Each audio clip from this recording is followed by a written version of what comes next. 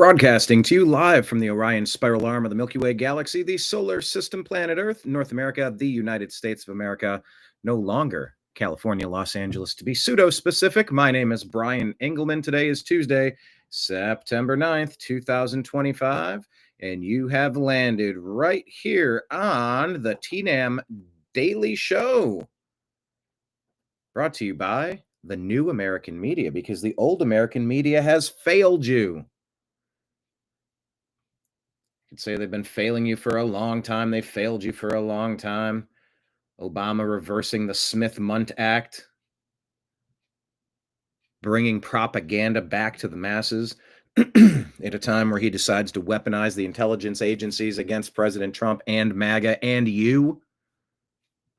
And yes, Obama was controlling the third and most, I call the Biden regime the third and most honest term of Barack Hussein Obama.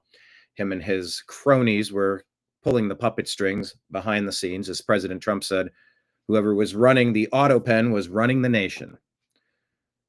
And so we are trying to emerge from a world that has been lying to us. And it's pretty aggressive, and it's pretty blatant, and it's pretty self-destructive. Well, it's self-destructive to their system because they've killed the goose that laid the golden egg. That's what happened. And now everything's inverted, and you're seeing just backward policies across the board.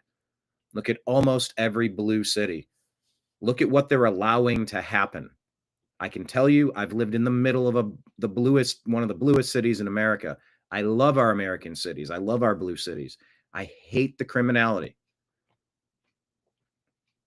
95% of the problems are caused by 5% of the people. Deal with it. And each sentence needs to get longer and more severe. And if you're ever violent, you jump into a whole different category.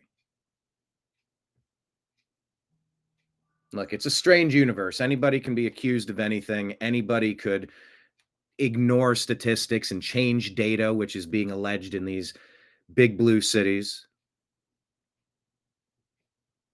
The reporting is very slanted, and it has been for a very long time. The Obama doctrine has been to racially weaponize every single story for pretty much the past 17 years, roughly the past 20, 30 years. And it doesn't match the data, and it doesn't match reality. And Americans are absolutely sick of the abuse. I'd like to welcome people into the show. Thank you very much for being here. We're going to talk about, will Trump be able to rescue Chi-Raq?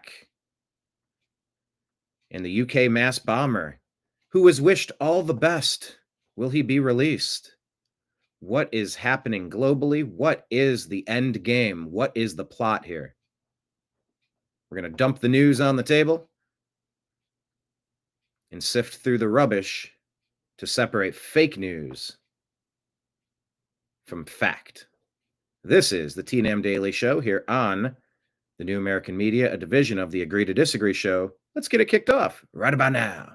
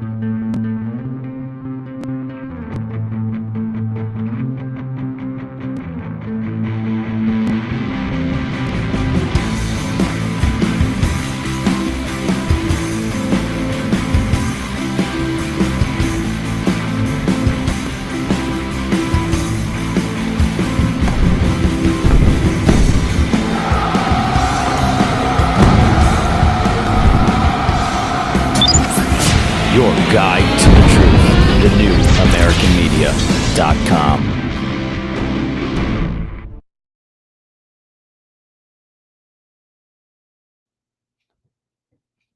Thank you, everybody, for being here.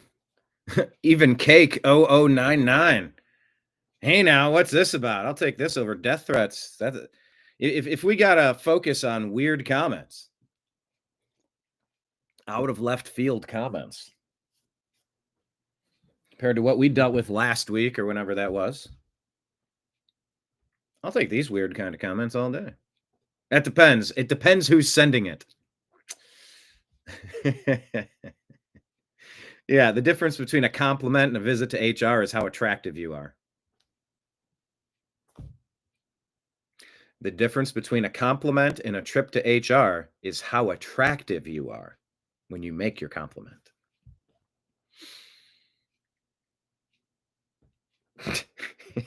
Anyway, thanks for being here. Let's get to the news. By the way, we have a show coming up today at 6 p.m. Eastern. It might be a little, well, we got to see. Mike has a hit. He's going to be doing. We think he'll be on time for this, but we might be a little delayed. I think we're going to try to do it either way. Strictly Football Season 2. This would be Episode 3 with Mike Barra, Jim Mitchell, and maybe Ezrael Robinson. Thinking maybe we should have Izzy on board for as long as he's around until he ships out. Joining the academy, joining the services.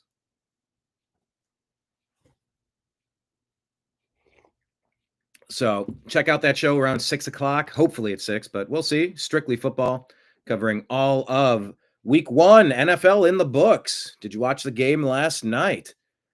Vikings, J.J. McCarthy played, I mean, hey, rushing touchdown, I believe a couple passing touchdowns.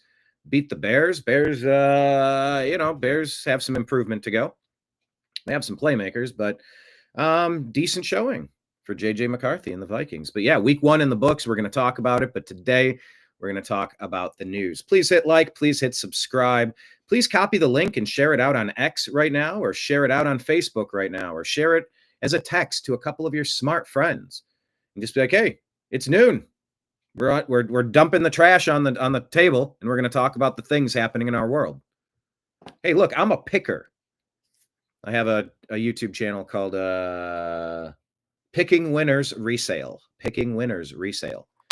I've run an online store, an eBay shop, a reselling shop for many years, and I'm starting to ramp things up with that. By the way, if you're interested, I think you should be able to click on the link to our eBay store from that YouTube channel. But look, I don't know that I like pick through the trash. Although there's a whole series of dumpster diving videos where incredible useful stuff is thrown in the trash instead of donated, and it's sickening. When I was in Taos, New Mexico, building off-the-grid self-sustainable homes called Earthships out of tires. Hey, by the way, go back and check out the interview I did with Adam Kokesh a couple months ago. He built one. He called me a pussy for not building one. I'm like, hey, what'd I do to you? He's like, no, but seriously, if you want to come on out and stay with me for a little bit. Like see how, like, just come on out. So I do like that lifestyle, that off the grid thing. I think it would be smart to become as self-reliant as possible. And honestly, I don't like saying the phrase honestly, because that implies the other things that I'm saying are not honest. And I think our choice of language is probably more important now than it ever has been, since we're being told men can have babies and all of the rest of the gobbledygook that the blue team is foisting upon us. And then you get in trouble if you're like, the sky is blue and water is wet. Yeah, am I allowed to say that? So I don't know. Anyway, lots of thoughts. But when I went to Taos, New Mexico, I was with a bunch of hippies, as you would imagine. And it was like the Hive, housing for interns, volunteers, and employees. So I moved in for 3 weeks and I stayed 3 more weeks. Did a documentary you can watch. It's on one of my other YouTube channels. I like YouTube just fine. The letter U. I like the letter U, tube just fine. You can find our Twist of Nothing music over there if you wanted to check that out for some reason.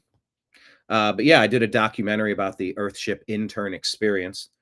And some of the people, we all kind of threw down on the lunch, on the dinner, on the breakfast. We all kind of had a communal way of living. And of course, some people chipped in more, and of course, some people chipped in less, and of course, some people did more chores, and some people did less. But you know what? The group was trying. Bless them. They tried. But we went into town. Town was like 30, 40 minutes away, if I remember correctly, into Taos, New Mexico, and we would go back behind the grocery store, and they would leave out a whole bunch of boxes of produce, like produce that they couldn't sell anymore, and it was still good.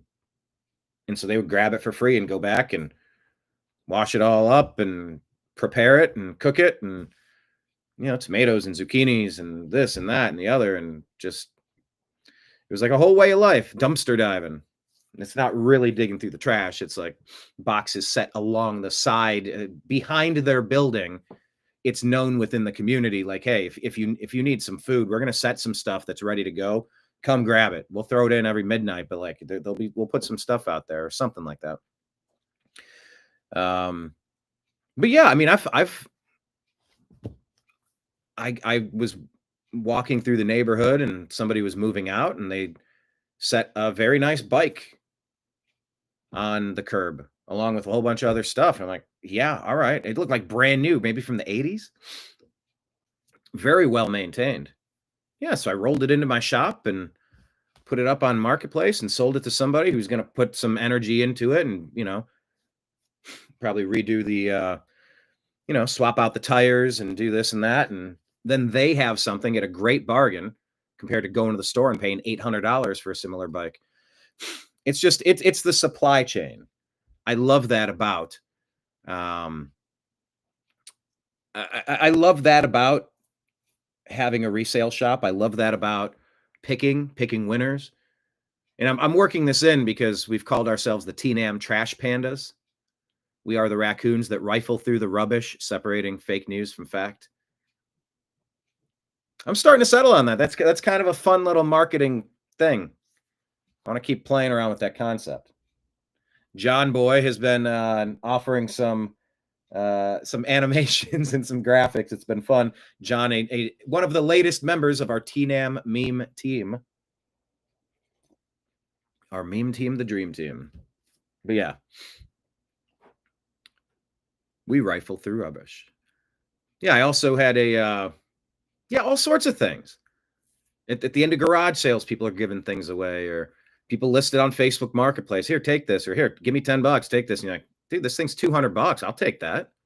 And then they get it out of their garage, and then I get to make money, and then I get to sell something to somebody at a discount. So they make money, like they are happy with the transaction. It's like win, win, win. It's great. It's great. All right, let's dump the news on the table here because we're doing 2 shows today. Let's get to it. David Harris Jr. reporting that Kenyan national and convicted S offender has been arrested by ICE after working in Minnesota's Department of Education. Can you believe that? You let a wolf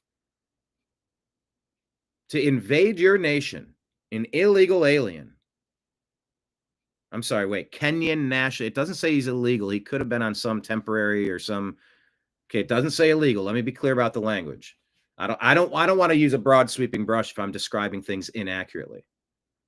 But how did a convicted S offender and foreign national land a government job in the Department of Education?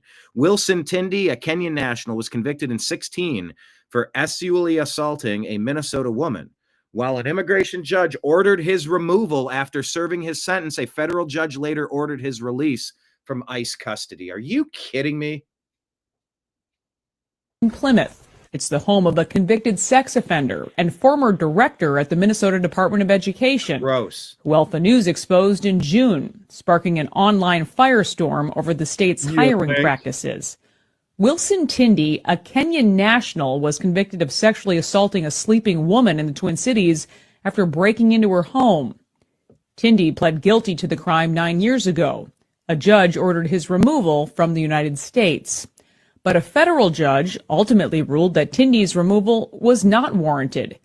Tindi spent 18 months in ICE custody and landed taxpayer-funded positions at 2 separate Minnesota state agencies. Gotta be kidding me. After our reports, Tindi's status has changed. We really have to go through, work with our legal team to make sure that the conviction would qualify for, removability from the U.S. So it did take us kind of a long time and a lot of research should not take a long with help time. from our legal team, who are amazing. We did come up with a immigration charge because of his criminality. We do have, a warrant of arrest for him today. So, just praying all goes well and everyone remains safe during the arrest. So this isn't a random pickup on the street today, like the media likes to portray. Right. Yep. It is not. Lots of hours went into this case. ICE officers park blocks away to wait for the right moment to move in. We're expecting him to leave the apartment, and normally he does go like northwest when he comes out of there. So we'll be probably the third car back. He was heading towards his apartment. Within minutes, they're on the move. They got lights and sirens on right now. Walking up to the townhouse, Tindy is already in handcuffs in his garage next to his BMW. Our first stop. Oh, how sweet. This guy somehow has a BMW. Oh, you don't hate the... Oh, ah. These George Soros, Obama doctrine colonizers who have been flooding our country with illegal aliens and making sure that they have unlimited money. EBT cards that never run dry. Now, I don't know what this guy at a government, he's driving a BMW. Are you driving a BMW? He's out there abusing women, and instead of getting thrown out of the country after serving a long prison sentence, because if you start abusing us, if you break into someone's home, look, I would say you should never qualify for parole. You have a broken brain. Prove me wrong. Tell me why that's not compassionate to the lady who got abused. Imagine if you're sleeping and you woke up and someone was assaulting you. That's a demon that should never see the light of day again. You don't have a bad day. You didn't give... Like, that is a... But no, go ahead. Drive around in a BMW. Yeah, go ahead and work with the Department of Education after you're abusing ladies. You've got to be kidding me. And we commented, this shouldn't be a complicated transaction to remove monsters who prey on Americans. It shouldn't require, quote, lots of hours on this case, end quote. It should take about 5 minutes. That's my thought. Miss Muckraker with a bunch to tell us. She says, when people or communities or races show you who they are over and over again, believe them. When people or communities or races. So she's saying when groups continuously provide data points, you need to believe that they're showing you the data points. Say her name, Dr. Julie Schnuelle. Does that rhyme? Is that really Julie Schnuelle? Schnuelle? Let's go with Schnuelle.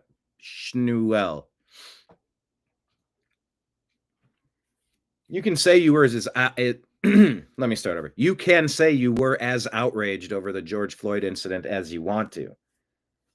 And to look at that video, it didn't look good. That edited piece, minus the context of the hyperventilation and the freaking out and the heart attack or the overdose or whatever that energy was, prior to him being peacefully arrested and placed into the back of a cop car. You saw what happened after that. You didn't see the whole scene. And you can feel how you feel about that. Why is this story not national news? Why did George Floyd become national news and this one doesn't? You can say because a police officer was involved. You could. But they always say, what if you reverse the races? Would you have ever heard that story? And how many stories like this are we unpacking every single day? Over and over and over and over again. This lady, this Dr. Julie, was ended yesterday while walking her dog. That was 2 days ago. While walking her dog in Auburn, Alabama. This guy, Rashad Dabney, has been arrested and charged.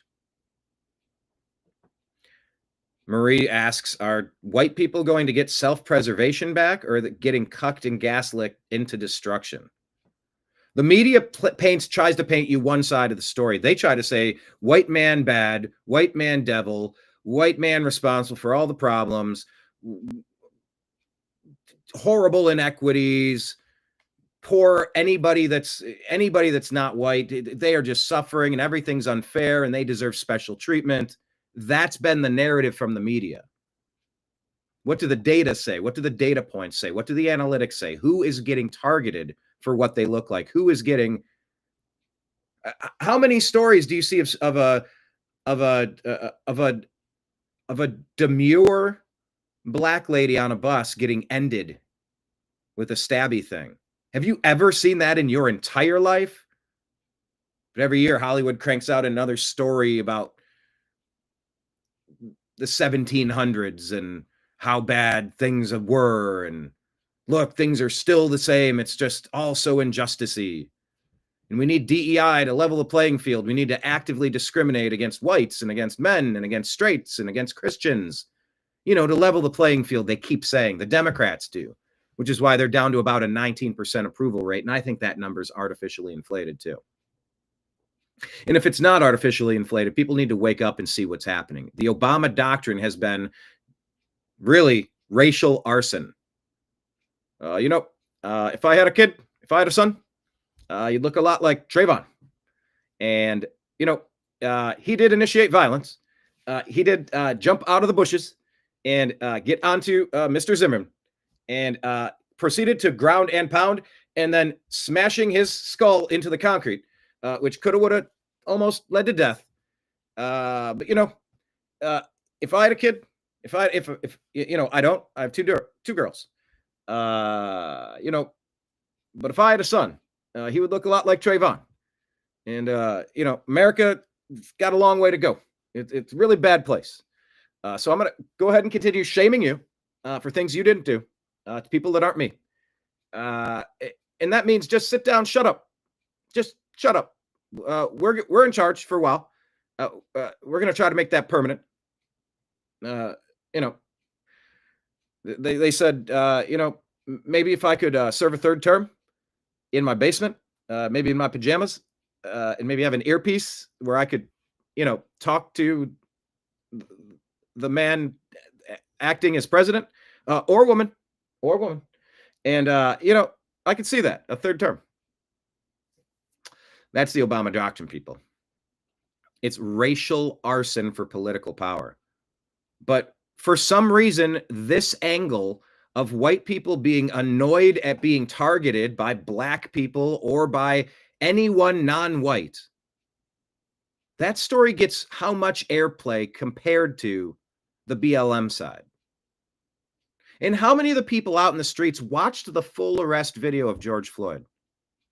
And how many people actually looked into the autopsies, the conflicting reports? How many people looked into what the state of Minnesota in the city of Minneapolis were teaching their cops if there was a suspect to detain them by putting their knee onto their shoulder, neck, back area into that quadrant to just hold them in place? Looked bad. I didn't like seeing that at all. I want new policies. Handcuff the hands behind the back, hog tie them together, wrap it around a tire. Just don't give any appearance of impropriety. Don't give any appearance of abuse. I don't think there's many people that are calling for abuse from the police, but I think we are calling for an end to the abuse that we are suffering at the hands of career criminals. Career criminals have been repeatedly let back out into general population to destroy our communities. And this lady's not coming home because of this piece of shit. Allegedly. He's accused. He's got to have a trial. But if he's the guy, if they have solid evidence, and nobody really knows much of anything within 72 hours. So it's okay. We're allowed to unpack stories and change opinions based on new information. Absolutely.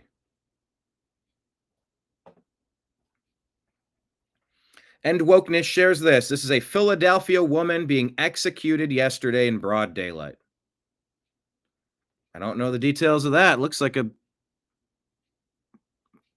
is that a lady or a guy? I don't know. darker skin. I can't, the suspect or the deceased is blurred out, just executed in broad daylight in Philadelphia. Maybe Philadelphia wants to get the National Guard next. Here's the mugshots, by the way, according to the New York Post, of Capitol Hill intern murder suspects revealed as manhunt continues for the third suspect. This is a 3-on-1 butchery slaying of a young, promising white life snuffed out by 3 black suspects. Where is the national outrage over this story?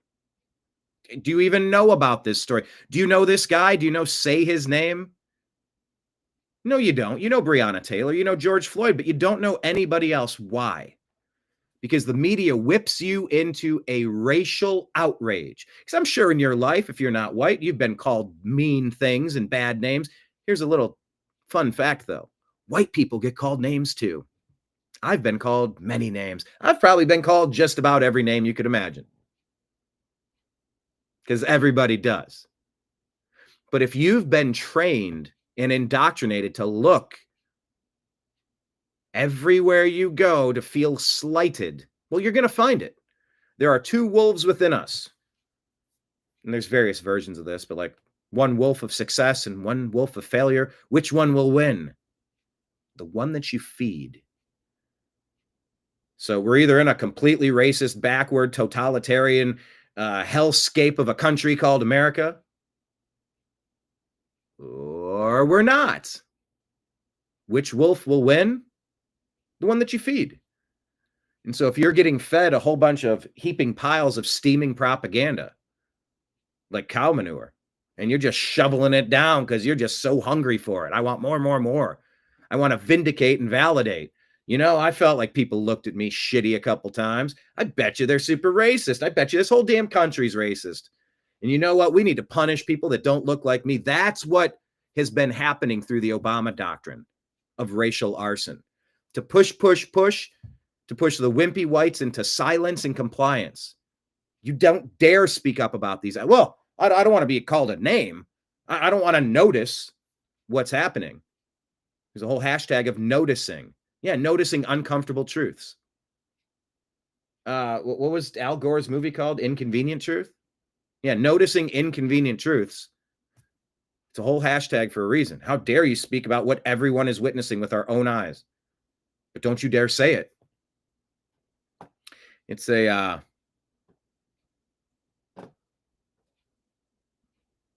it's not good.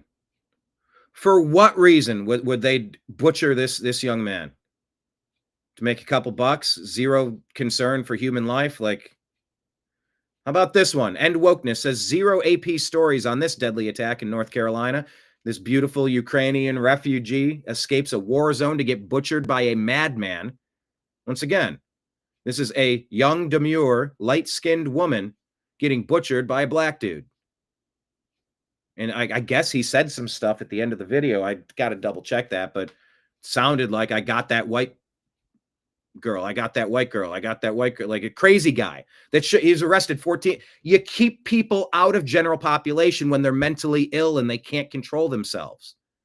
And look, you need to build some facilities. Well, there's nowhere to build. You build them out in NIMBY land, not in my backyard. You put facilities in the American Northwest, in the vast swaths of, there's all sorts of nothing out in this whole desolate area. Build a facility and make it nice and actually pay people and actually have a little bit of oversight and don't allow people to be abused. Build some places for our crazy violent people to stay. If you're too violent, it's just jail.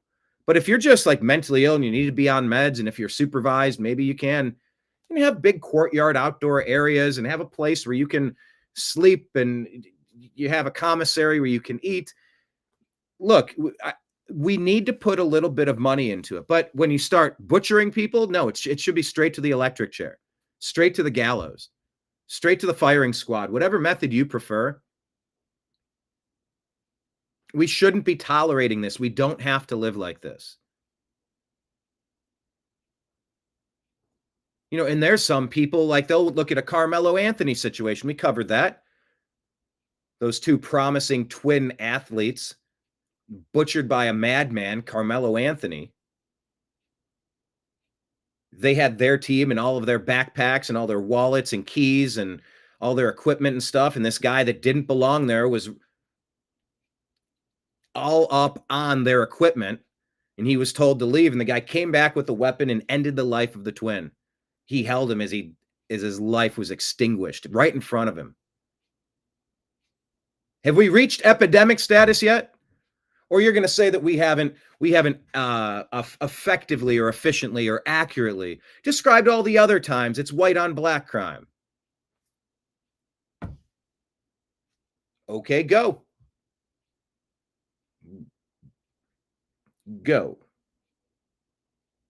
We set the Floyd incident up on a shelf as a unique thing that was weaponized by the Democrats to try to stir outrage, bail out the bail out the criminals who were burning down the cities. The Minnesota Freedom Fund, Kamala Harris is fundraising for it to get the violent people, no cash bail, just come right back out, no consequences. Of course, when there's no consequences, you keep doing the same shit because they're your foot soldiers. This is a domestic terror organization masquerading as a political party. Where's the outrage for this story? Is this part of a trend? CNN, WAPO, Reuters, MSNBC, BBC, Wall Street Journal, NPR, New York Times, PBS, AP, zero stories. And this is days later. There might be stories now, but a couple of references is not sufficient. This should shake America to its core. Senseless, hyper-violent, indicative of a much deeper-seated issue in our country. It's a cancer that's destroying ourselves. Miss Muckraker says, where are all the people with the Ukrainian flag in their bio? Why are you not in outrage over the Ukrainian woman who was killed?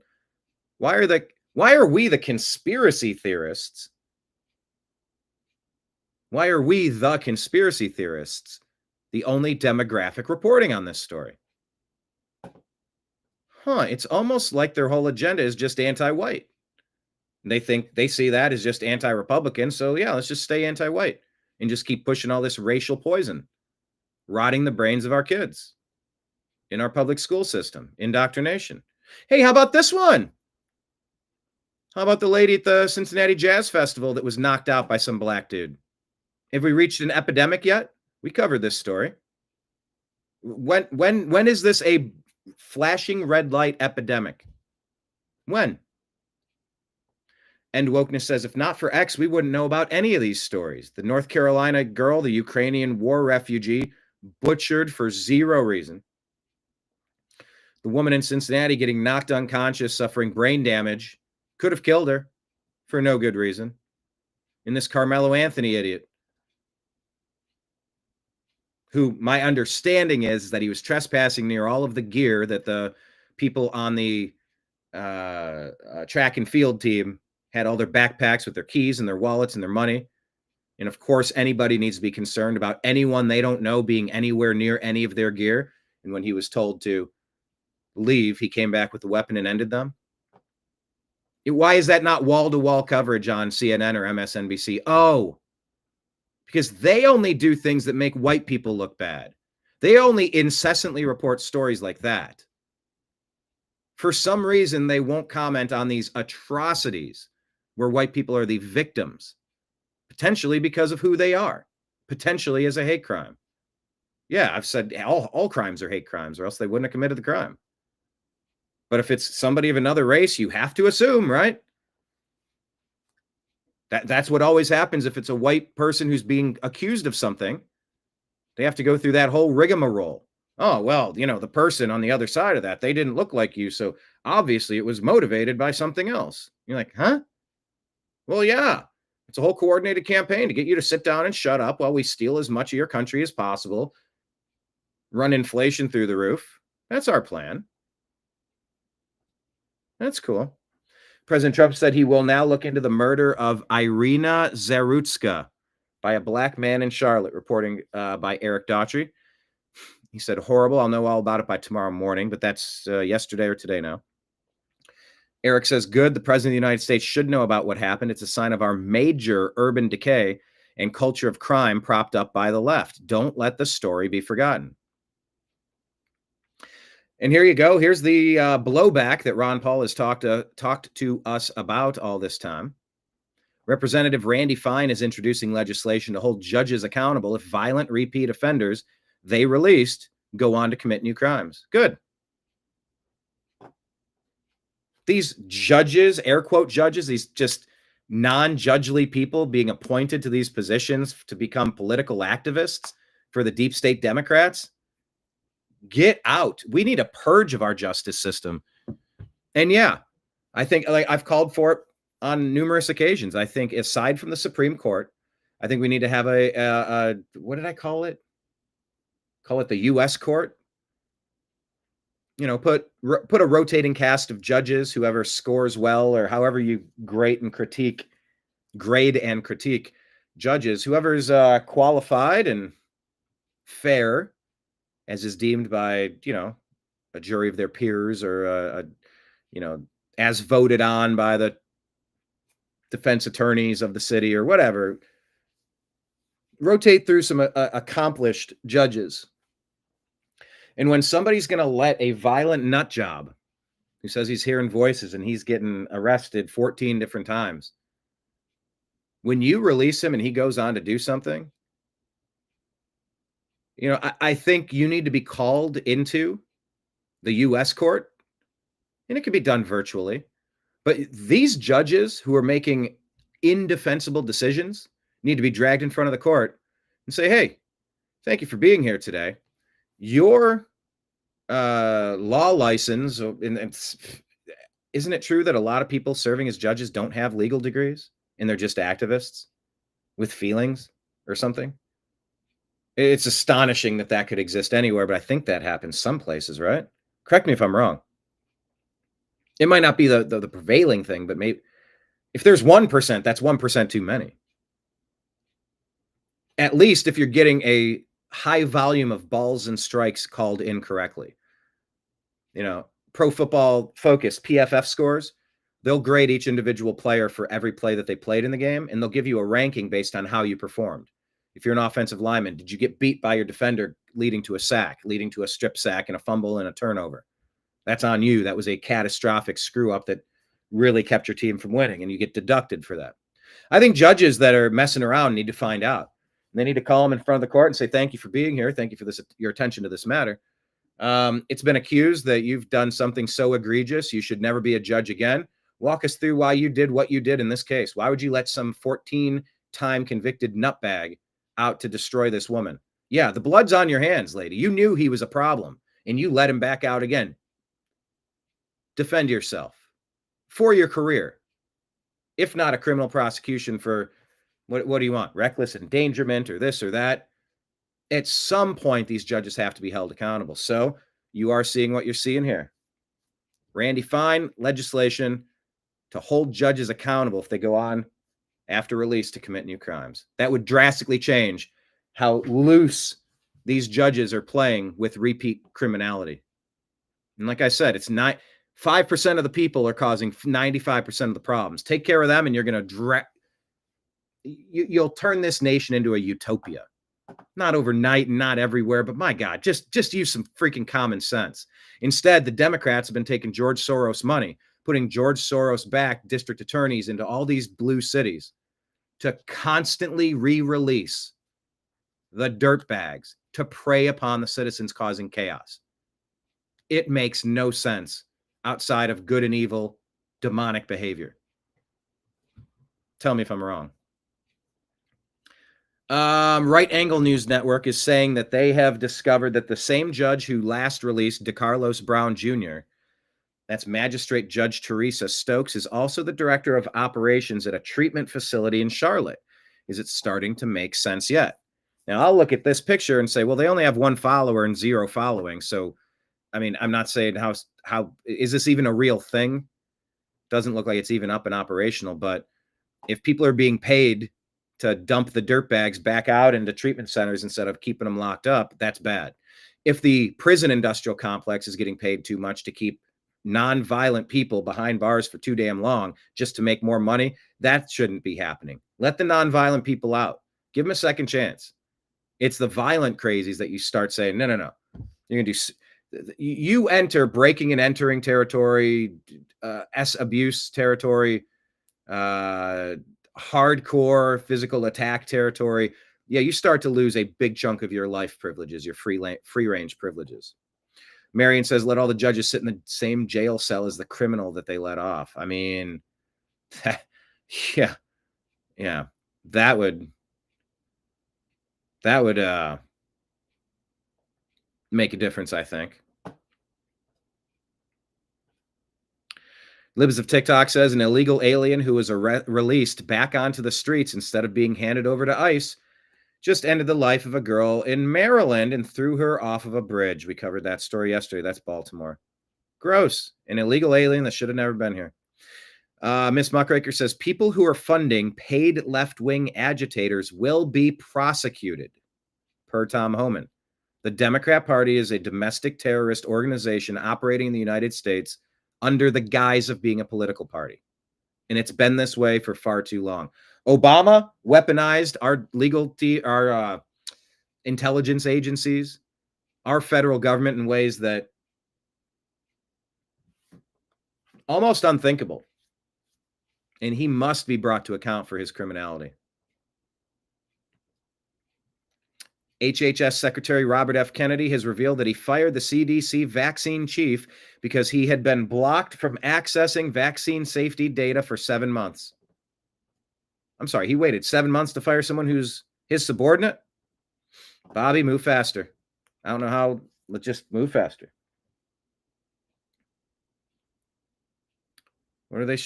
Here's a photograph showing how many vaccines people get.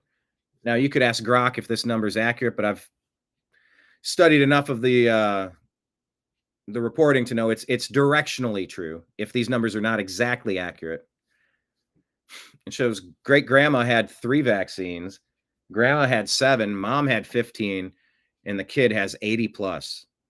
You tell me why our health is falling apart. You tell me if that couldn't play a role. Everything could play a role. Like I said, those numbers are at least directionally accurate. I'm not sure if they're entirely certain. And by the way, for countervailing views on health and elections, go to cdc.gov, who.int, and cisa.gov/rumor control. I tell you this so that you can have access to countervailing views, since the lying legacy media and the corrupt big tech oligarchs don't like us talking about stories that are important because they like lying to you. They like censoring accurate information because they like making more money at your expense. That's why the New American Media exists. That's why you found us. That's why you keep coming back to us, because I have never once tried to intentionally mislead you on a single story, huh, Nimbus?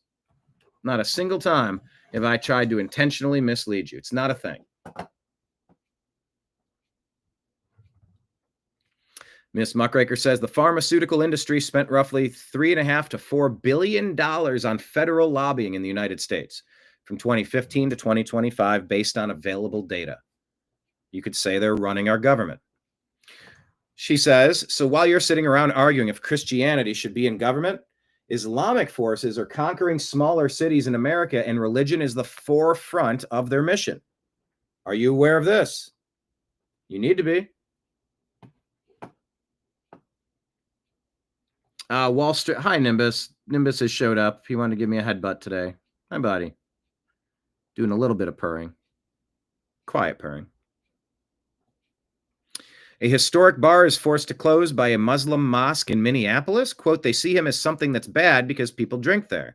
And men and women can sit together and have a nice time and make out and dance. It's all forbidden. Residents say because of the mosque and their stance on alcohol and culture, the bar was forced into a purchase agreement with the mosque. What? Palmer's Bar, a historic 119-year-old dive bar in Minneapolis' Cedar Riverside neighborhood, signed a purchase agreement with Dar al-Harjah Mosque located next door, leading to its closure. Breaking, 40 to 50 million illegal aliens are in the United States, according to the Florida Attorney General. I've been saying 30, and then I upped it to 40.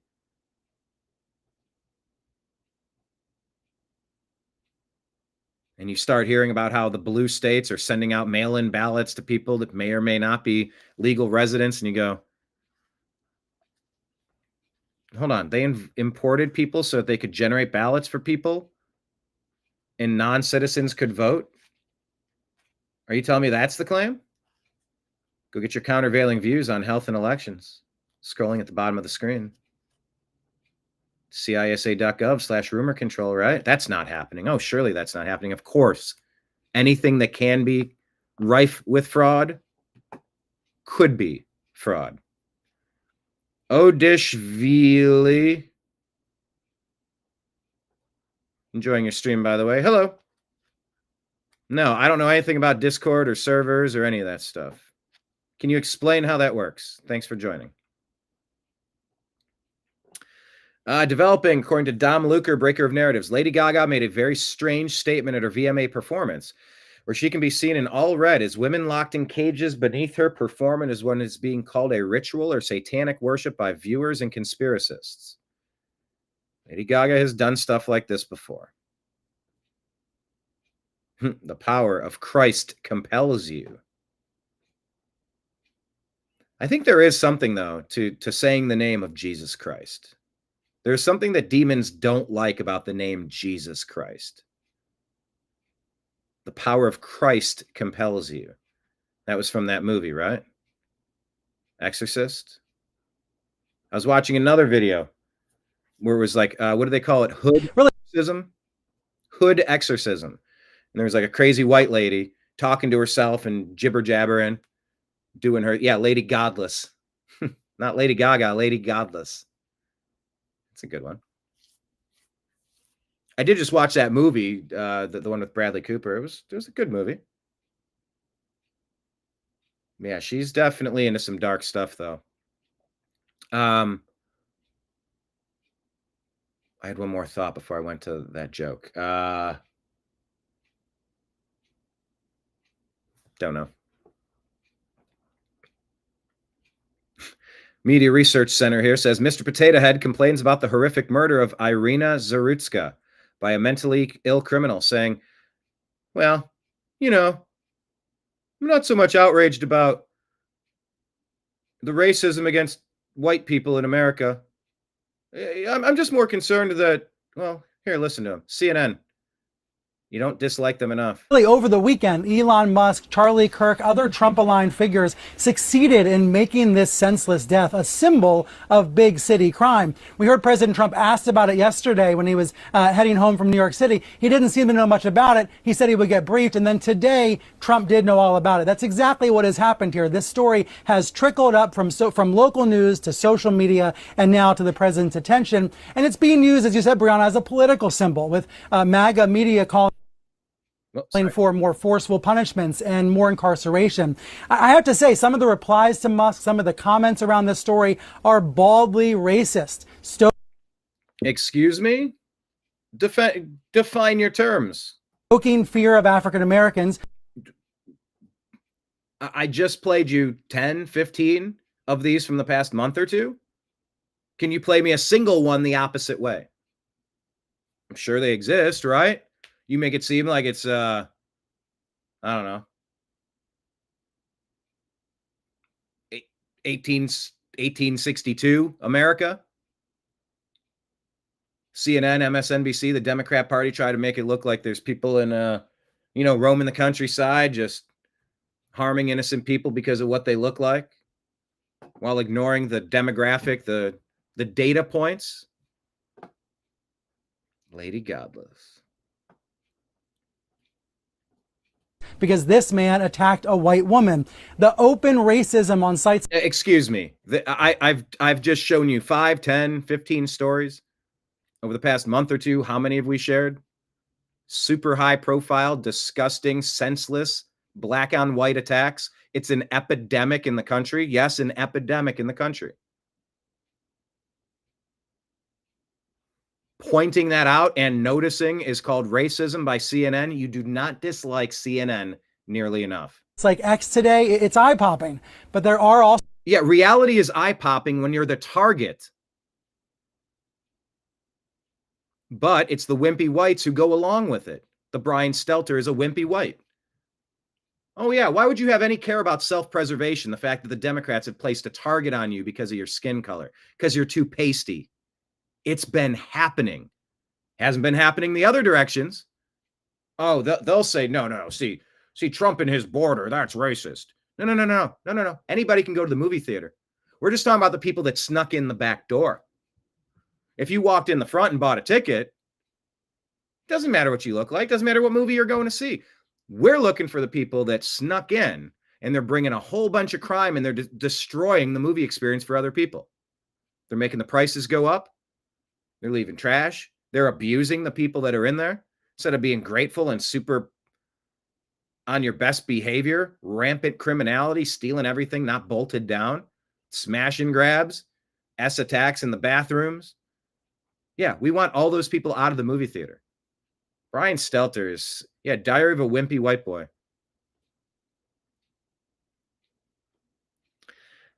My friend Corey is a comedian. Shout out Corey. He has a good joke about that. Diary of a Wimpy White Girl. David asking, I'm curious, does anyone know much about 23rd of September? I'm all ears. I don't know what that's in reference to. Also legitimate questions about this so-called career criminal. I'm sorry. Why would he add a descriptor such as so-called career criminal? That's fucking math, Brian Stelter. It's math. All of these black on white crimes are data points. It's math. The big cities, look at the violence. What community is causing the violence? Look at it. Tell me why the black community in America in these big blue urban areas are murdering each other at clips that are unfathomable, living on streets full of filth and criminality, drug abuse, drug deals, violence, theft, burglaries, breaking and enterings, murders, all of it. It's called an epidemic. No, that's not to say the only people. So you're saying the only people that commit crimes in America are certain groups of people? You're so racist. No, nobody said that. You're not going to twist my words. I'm not going to sit down and be quiet while you try to put words into my mouth. We're done. We're done accepting your fake narratives. We're done accepting the blame for things we didn't do. We're done letting you reinterpret the literal things we said into something different that you could use to bludgeon over our heads with so that we sit down and shut up and you can have your way. We're not letting you have your way ever again. Look at what happened when you got your way. Look at our big blue, formerly great American cities. Look at the squalor, the criminality. Look at it. Someone who had been a repeat offender. And those questions, I hope they're not lost. Oh, no. Stelter, shut up. Well, I hope the concerns about, the repeat offender, I hope those concerns aren't lost. It's the whole fucking point. You think anyone that looks like me wants to wake up and point out criminality disparity between my community and every other community and start to break it down by demographic and see that I am clearly a target from a very specific type of anti-white crime that's been pushed in your schools, through your media, with your Democrat politicians for more than 20 years, but definitely under the past 17 years of the Barack Hussein Obama doctrine, his reign of terror, weaponizing our own government against us, prioritizing illegal alien invaders, many criminals. They get resources, we get screwed. That was the story of me reporting in the Bronx for A Real America's Voice to Jack Posobiec and the other program. I don't remember the name of the other program. It was so loud and I had little earbuds and a tiny screen and everything was just so forgive me if I don't have everything about that situation remembered. I can't remember the name of the show. But the residents of the Bronx were furious that the Democrats were prioritizing illegal alien invaders and they are struggling. You want to give somebody $1,000 a month? Give me $1,000 a month is what I kept hearing. Don't you put somebody here that's going to be out on the streets committing crimes, terrorizing our communities, harming our residents, making it unsafe on our streets, And then you're giving them money to do it, to terrorize us? Get out of here is what the Bronx was saying. And that's what people across all of these blue cities are screaming. Look at all the people thrilled about what happened in Los Angeles, what happened in DC, and what's about to happen in Chicago. Cleaning things up. Working with the local law enforcement to make sure, hey, you got to have a plan for this, and you need to actively patrol, and you've got to swap out these district attorneys that are not criminally charging the crazy, violent nut jobs. I lived Los Angeles. These are the concerns and complaints that I've had for a long time. Did I feel targeted in my black neighborhood because I was a white dude? Yeah. Some. I also just recognize that when there's no penalty for your transgressions, the most known disruptors,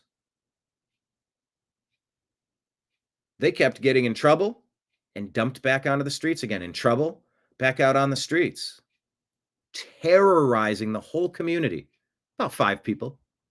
Yeah, maybe 10, 15, 20 but if you deal with those first 5 people, the next 5 isn't going to look so bad. And guess what? Then you go after them. And then after 10 people are gone, you go, maybe you shouldn't F around in our neighborhood, and we need to start defending ourselves and protecting ourselves. We need to have a higher standard of living. You know what I was told? Because I was out there. Well, that day I was out there as a white guy, working with a white guy who ran the landscaping company. They didn't like that we were repairing the sprinklers so that the grass could be green. I was told by a very hostile black lady, this is the ghetto, Brianna. That I was in the ghetto, Brianna. I can't do the neck thing. I want to learn how to do the neck thing. Hey. This is the ghetto, Brianna. She didn't want things nice. She wanted brown grass. She wanted the graffiti. She wanted the trash. If it's cleaned up too much, she might be held accountable. Nobody wants that. You know, the funny thing about gentrifying the hell out of that neighborhood, what does that mean? You know, it means fixing the water pipes on the sprinkler system. So when you apply the automated irrigation sprinkler that goes off at 3 a.m. for 4 minutes so that you can just maintain a nicely upkept area. That was offensive to someone who had been in that system, that area of neglect for that long. And I just came in and said, no. I don't know what you think this is, but if I'm here, this is not the ghetto. No, we're leveling up our expectations here. Humanity needs to level up our expectations here. We painted buildings, 24 of our buildings. We paint. This is called 25 because it was done. Every building painted. But before that, it was given a full once-over to replace any wood damage, any stucco damage, to put all the grates and the screens underneath the pass-throughs, the subfloor, the basement crawl space area that all the cable companies would use to run wiring through.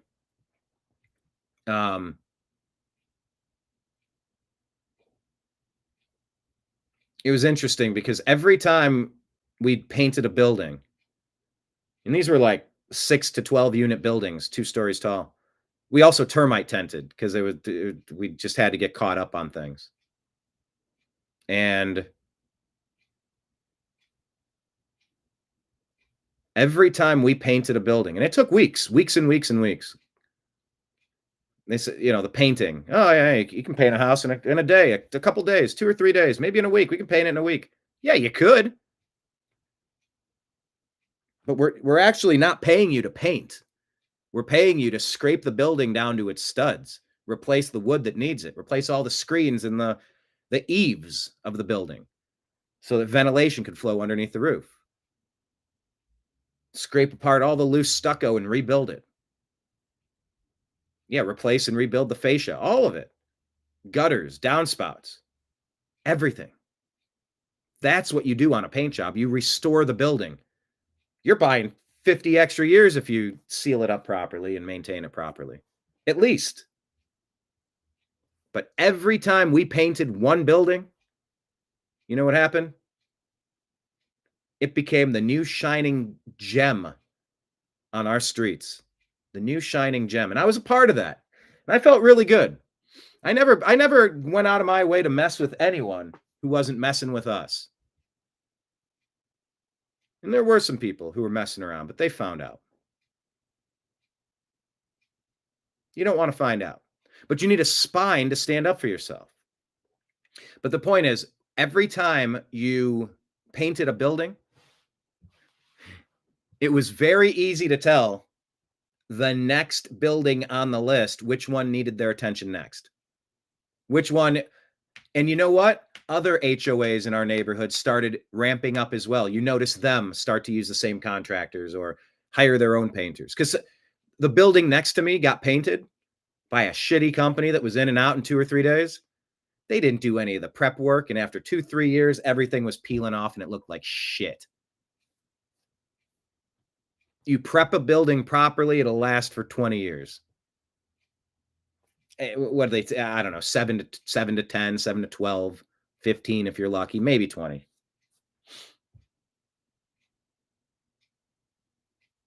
But yeah, every time you elevate one thing and raise your expectations in one place, it becomes glaringly obvious what the next biggest problem is.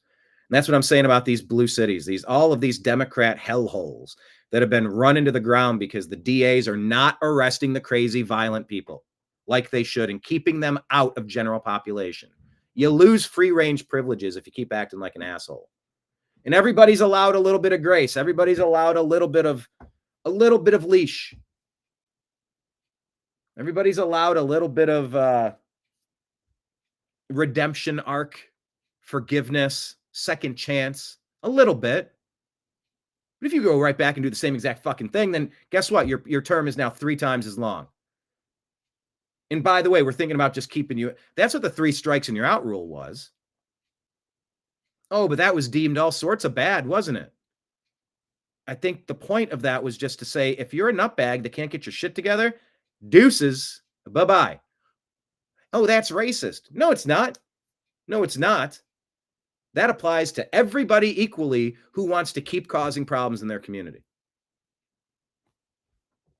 So yeah, you get rid of the top 5 worst offenders, becomes pretty clear who the next batch of 5 are. And maybe some of them are going to back off and stop. Because now there's actual consequences. When there's no consequences, when the cat's away, the mice will play. All of the cesspool kind of comments on social media. Really, it's not cesspool to point out reality. And I don't know what comments he's talking about because he wasn't specific. Tim Pool talking about the Auburn professor. From the New York Post. Pint-sized Auburn veterinary professor hacked to death by fiend while walking her dog in the park. Now, I don't want to downplay this story because I want to get to the big news about Irina Zarutska and how the media has ignored this. And I believe it is only because of the Irina story, this poor young woman, that we are learning about this poor veterinarian professor who was brutally murdered. Julie Gard Schnuel, 59, a professor in Auburn, I believe Auburn, Alabama, was hacked to death.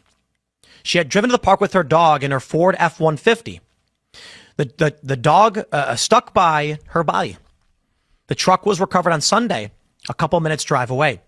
Harold Rashad Dabney III, 28, was arrested and charged with capital murder, Auburn outlet Open Line reported. Now, we'll say this. He's been accused. We don't know for sure. In the Irina story, the reason why it's so brutal and such a big story is because we have video evidence. The video has been published, and it's terrifying. But it looks like, once again, another story. Officers in contact with Dabney made observations that led them to believe Dabney had involvement in the homicide that occurred. He is being held without bond. News of Schnuel's killing left the community stunned, with locals and even state reps paying tribute to her. From the New York Post. Pint-sized Auburn. I did not watch the video. I don't know if he's referring to the Irina video, but the Irina video, look, The Irina video has been sanitized. You didn't get anything sanitized with George Floyd. You got raw footage. Kyle Rittenhouse. Remember they tried to say he was a racist white supremacist and whatever because he was attacked by 3 white guys, one of them a pedophile or 2 of them pedophiles, 1 or 2 of them. I didn't like watching the Kelly Thomas attack. I think that was 2 Latino cops, Ramos and Campion. I think those were the names. The Fullerton, California execution of a white homeless man. He put on plastic gloves, latex gloves, and then beat him to death as he bled out on cameras. You hear him whimpering and crying for his life, for his mom, or for his dad. One of them, for his parents. I don't want to watch videos like that, but people didn't want to watch the video of George Floyd, but they felt like they had to because it felt so like, this is an authority figure. This is a damned cop. You can't do that. You just killed that guy right in front of everybody. You just ended his life. You just asphyxiated him. And the autopsy may or may not actually show that. Because there were, like I said, you watch the whole video. I mean, it was a panic attack, an overdose, a heart attack. It was something where he was in a massively agitated state. And then when you found the toxicology report, it's like, I don't know, guys, let me ask you in the audience, question of the day. How often do you consume fentanyl? Well, this guy had toxic levels that could have ended people's lives.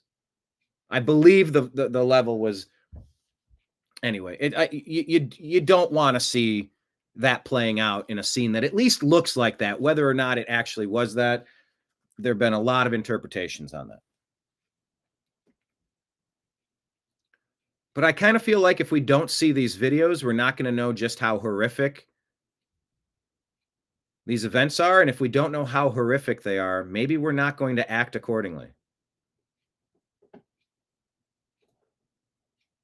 Veterinary professor hacked to death. All right. I'm not going to find it and play it now. And he might just be talking about the Irina one. All right, here's Danielle D'Souza-Gill saying MSNBC host Stephanie Ruhle just spoke out against and corrected news reports that President Trump was booed at the U.S. Open. I was there. I didn't witness him getting booed. The day was about great tennis. Even MSNBC hosts are starting to break from the left's script. Matt Van Swole reporting, I've confirmed that D. Carlos Brown Jr. was released on no cash bail January of 2025, despite being diagnosed with schizophrenia.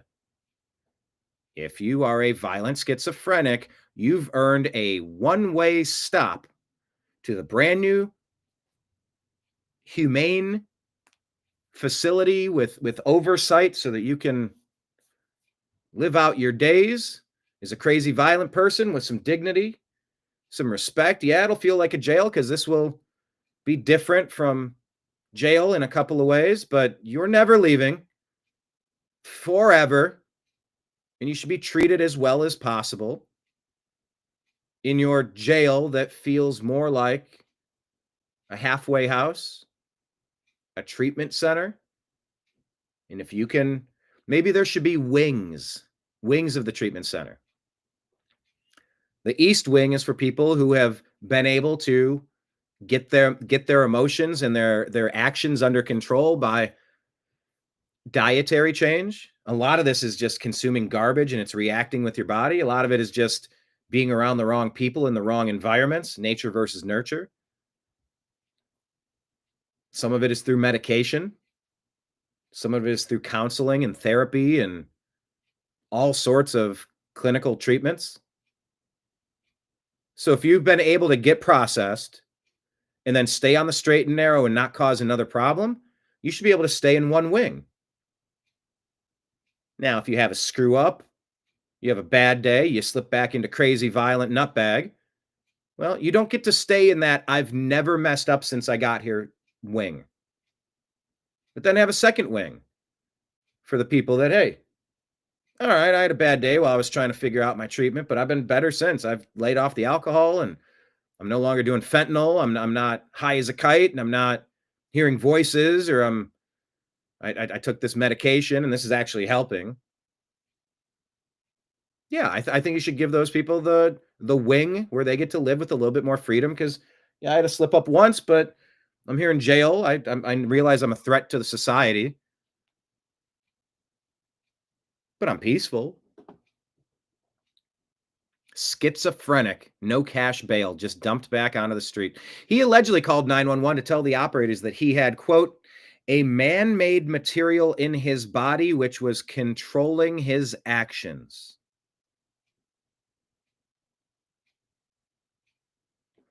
And they let him go. Tell me how that's not negligence from the people who let him go and why they shouldn't be charged criminally for the death of this Irina. Hold these D-bag justices accountable already. Seriously. Question of the day. Never, says Marion. David says, none of this seems real anymore. Kenneth says, don't watch violent stuff myself. And look, yes. And I stopped watching like messed up movies. So I think it can bring you messed up thoughts.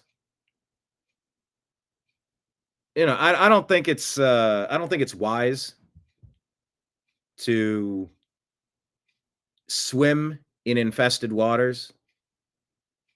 I don't think prolonged exposure to stuff like that is a fantastic idea. And I just don't prefer it. I'd rather not. But as a media pundit, the owner of the New American Media, the guy that has to rifle through the rubbish each day, separating fake news from fact, I'm liking that phrase. I'm okay with that. The trash pandas. The TNAM trash pandas. By the way, I've had some interesting, kind of decent experiences with raccoons. Now, maybe there were other ones where maybe things happened and I wasn't aware of, but those scary raccoons are kind of cool. And they live next door at that building where they painted shitty underneath, and like a whole family would come out. And they walk all weird. They do like this waddled and they can stand up with it. It's just, raccoons are interesting. I try to keep my distance, but yeah, the trash pandas.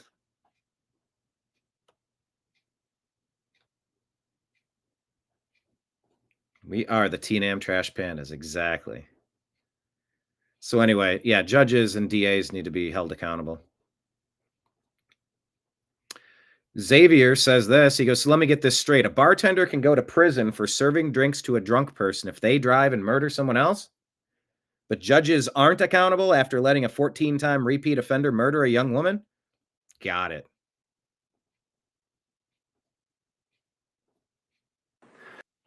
Okay, what is this? Putin advisor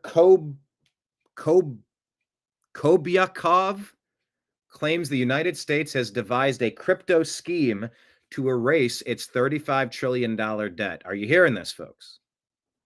Do you know what this means? Америка прямо сейчас. Okay, the U.S. is now trying to rewrite the rules of the gold and cryptocurrency markets, he says. Remember the size of their debt, $35 trillion.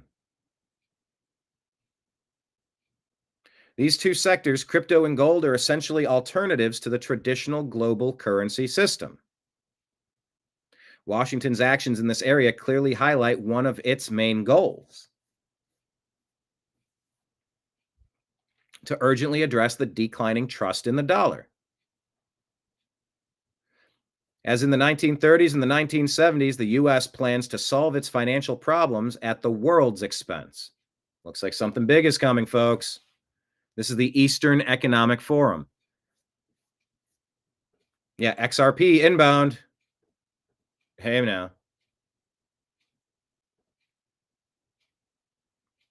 This time by pushing everyone into the crypto cloud. Over time, once part of the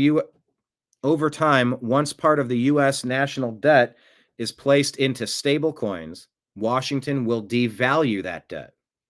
Over time, once part of the U.S. national debt is placed into stable coins, Washington will devalue that debt. Put simply, they'll have a $35 trillion currency debt. They'll move it into the crypto cloud, devalue it. I missed the final part there. Oh, devalue it and then start from scratch. It continues. Гоняют в крипту в облако, обесценивают и начинают с нуля. Это для тех. That's the reality for those who are so enthusiastic about crypto.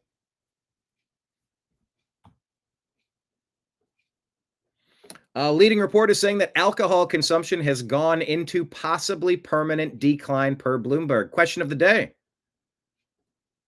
Do you consume alcohol? Do you consume alcohol regularly? Do you find yourself drinking about the same as you have over the past 20 years? Do you find yourself drinking more? Do you find yourself drinking less? And there's all sorts of variations. Do you find yourself drinking less frequently, but more aggressively in fewer days? More often, but far less than you used to? I've been a bartender for a while. And these trends, I mean, people are drinking their CBD drinks, and people are just saying, you know, comparing marijuana to alcohol, it's kind of an easy choice if you want to relax and have a fun night and just to hang out with your friends and, you know, be social and have a good time. I'd rather do this than that.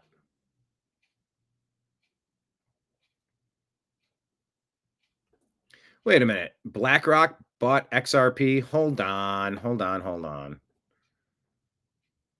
Let me ask Grok. That's quite a claim. I don't want to sell my XRP. Did BlackRock buy XRP?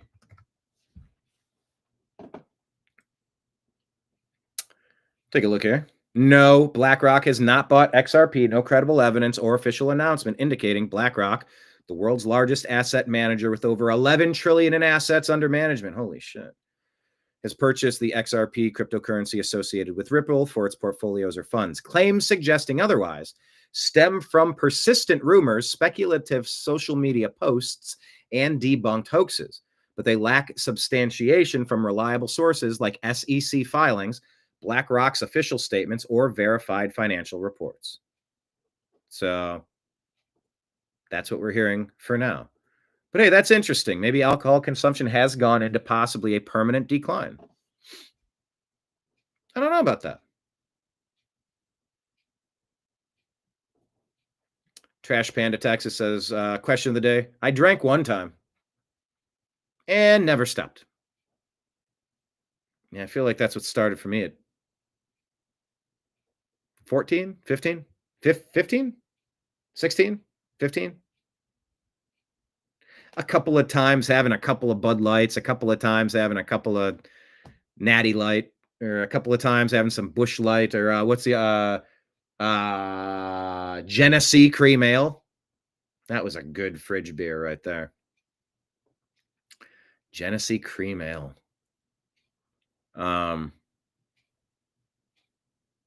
Yeah, I've been a bartender. I've been in a band. I've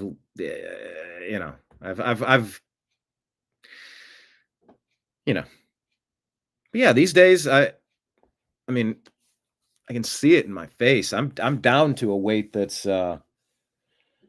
amongst the lowest I've been at in a while. A while.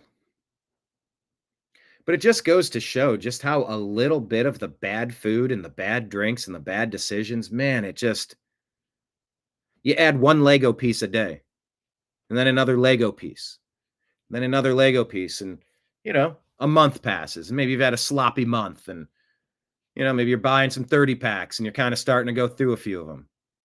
You're recycling the cans and you notice. I think Stephen King said that. He realized he had a problem when Maine went to the recycling program.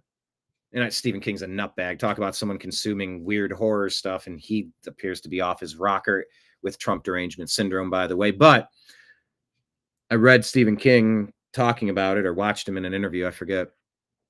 But he said when he started saving his empties for recycling and he started watching them pile up, he started realizing just how much he was drinking, and he stopped. I don't know if he stayed sober or whatnot, but it hit him like a ton of bricks. You know, when each can's 5 cents, 20 cans is $1. Get a case, you get $1.50 back. You're going to take a few bags of that in. And look, I've been in college towns and I've had different phases of life, but yeah, I'm not really going full bore on any of that right now. XRP is at 2.96, $2.96. It was at 70 for a while though. Yeah, I did okay on XRP. Did better on Ethereum, but doggone it, I tried to buy one Bitcoin at $200 a coin.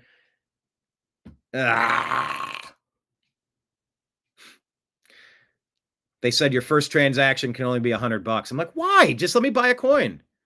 Nope, your first transaction's capped at $100, and I never followed up. I should have followed up. Then that it was called Circle. Then the exchange went out of business, and I got a check for $4,300. Oh, I eventually put it back into Bitcoin, but I didn't get my 0.44 coin back. What is Bitcoin now? 110,000? That would have been 50 grand just sitting there, hanging out.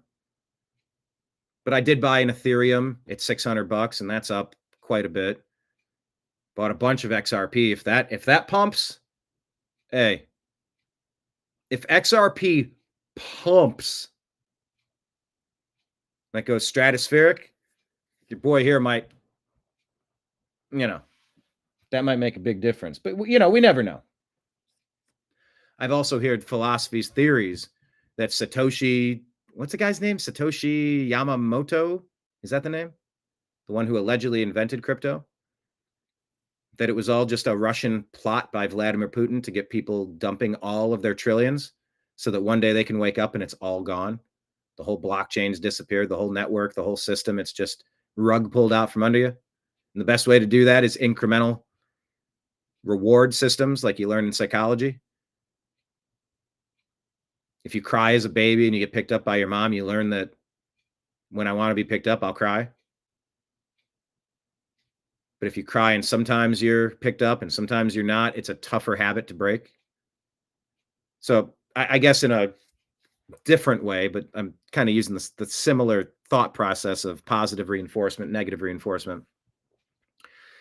Saying that if you watch the big pumps and then the crashes, pump and crash, but you see over time, you're like, wow. Yeah, it goes up, goes down, but man, it will go up. I got to get in there. It will go up eventually. Till one day, maybe it doesn't. Once everybody thought it was safe, you pull the rug out.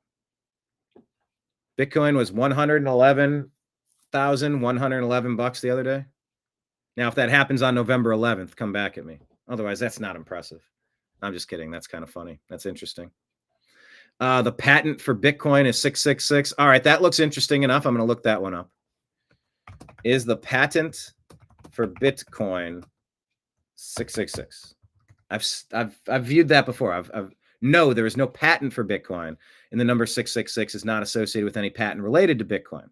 Bitcoin created by Satoshi. Oh, okay. What did I say? Nakamoto. I was close. Bitcoin created by Satoshi Nakamoto in 2008. God, it's only 08. What if we had just put 10 grand into the right crypto at the right time? Yeah, if I could go back, you know what I'd do?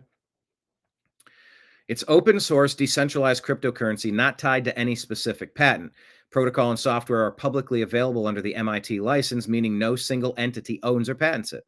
The 666 reference likely stems from misinformation or conspiracy theories, possibly linked to a misinterpretation of unrelated patents or blockchain-related technologies. For example, some have falsely connected Microsoft's patent WO-2020-060606, a cryptocurrency system using body activity data, to Bitcoin or the mark of the beast due to its 666 numbering. This patent, filed in 2019, is unrelated to Bitcoin and focuses on a hypothetical system for mining cryptocurrency via biometric data, not a Bitcoin patent. There we go.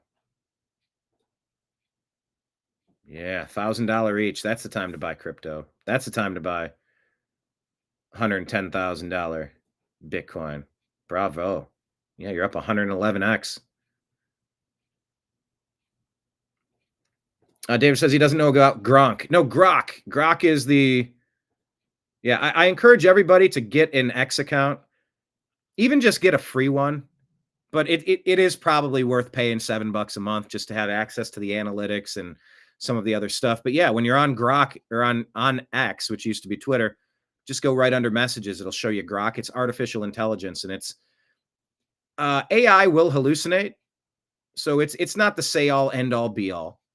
It's just not. But by the way, they reference 46 web pages. If you click on, it's like it looks at all of these and tries to decipher BlackRock, XRP, what's going on, Ethereum, XRP fell, and quickly sorts through that. So it's not 100% accurate, but it's a jumping off point. It's to say, hey, well, I feel like the prevailing information on that is that I saw something that wasn't quite accurate. And if I could prove otherwise, then I'll believe otherwise. That's sort of how I use Grok. David asking, do you trust what's being said? I don't trust anything. No. Every story I approach with speculation. Everything I see, I approach with speculation.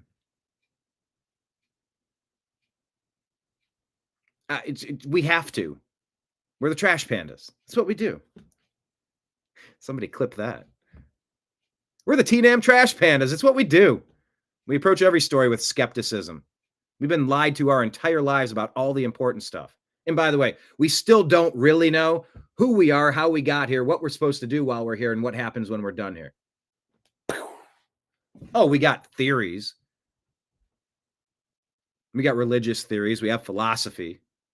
We have hopes and dreams, but what do we know about the human experience? We're still searching for that, but in the meantime, we've been lied to blatantly, knowingly, and intentionally.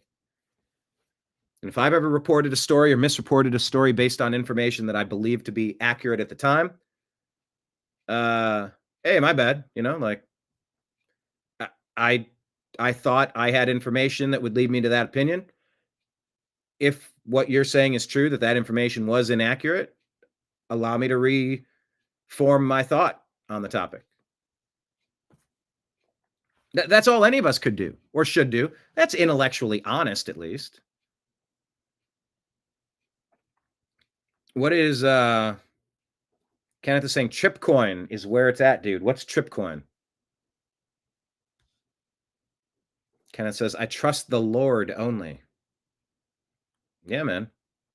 Been reading a daily devotional. Trying to put my head back into scripture a little bit as we're living through a modern day holy war. Make no mistake, there's a battle of good and evil raging on this blue rock, hurtling through space. Kind of says, the Lord gets me by nicely, though. Yeah, if you're going to follow somebody, don't hang out with Ray from down the street, who always used to get in trouble with you in middle school. Now he's a miscreant, causing problems, getting arrested and stuff, getting you into problems, get you into a jackpot. Don't hang out with Ray. Hang out with the Lord. You know, surround yourself with better ideas and maybe you'll have better outcomes. It's the clean your room kind of philosophy, but it's also, like I said, if you consume too much demonic stuff, it can rewire your brain to start thinking really twisted and warped. I know people love horror movies and I get it. Also, you know, it's not how I like to roll. David says, I ask a lot of questions because I don't know what to believe anymore. Hey, ask John Boy. Right? Ask John Boy what's up.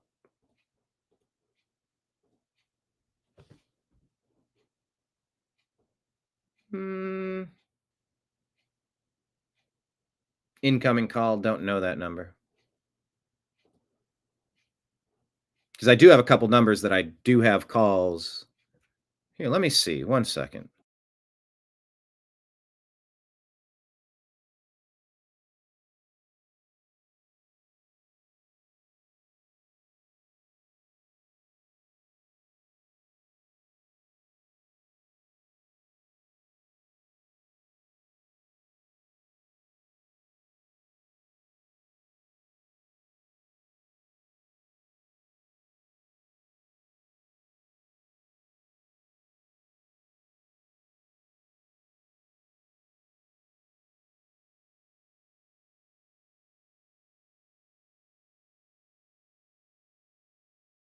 term mental illness being used as a cover for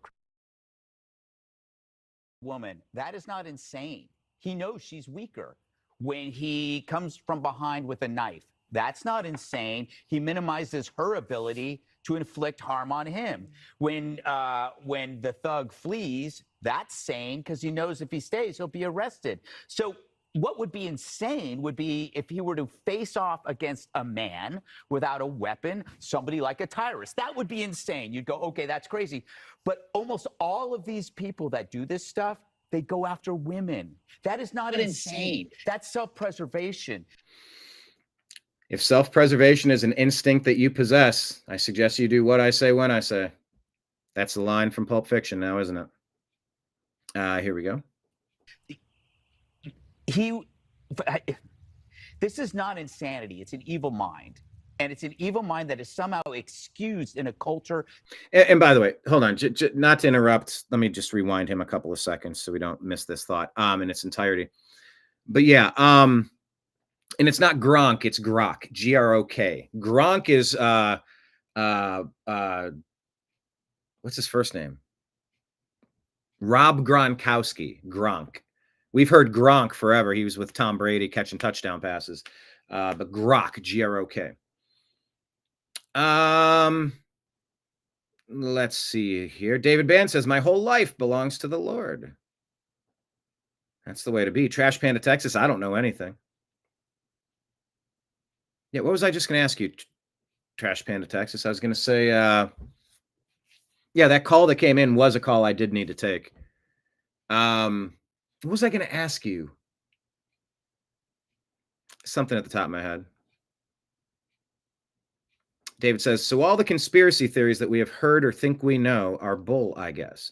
Oh, all I was going to say, John, Trash Panda, Texas, was just, yeah, this is, we're back to teacher student. This is a lecture. This is a fact-finding mission. We're in this together. We're all teaching each other. If you ever have a story to correct, tell me. I send a link, copy some, tag us on X at American_media_. Here, let me put that up on screen where people can watch us. Instagram, Facebook, True Social, Rumble, Odysee, Twitch, Kick, D Live, and YouTube at The New American Media. We're on Telegram and Signal at TNAM and TNAM Chat. We're on X at American_media_. And you can subscribe to our podcast at The Agree to Disagree Show on both Spotify and Apple. Yeah.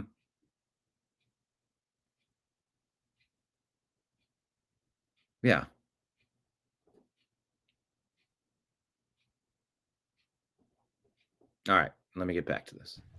This is not insanity. It's an evil mind.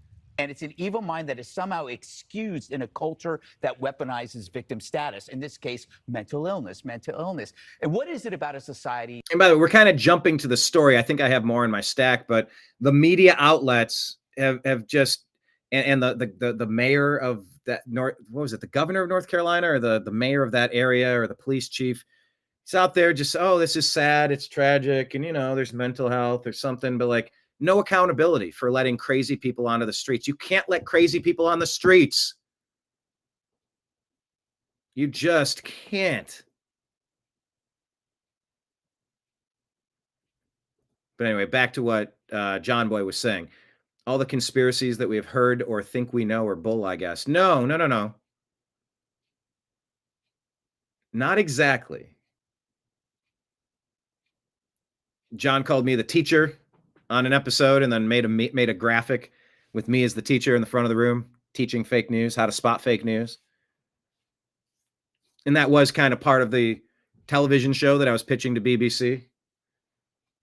It morphed into a fake news game show where we take stuff in the news and we report how it's been misreported and then inform that it hasn't been reported accurately because so many people have too many wrong ideas right now.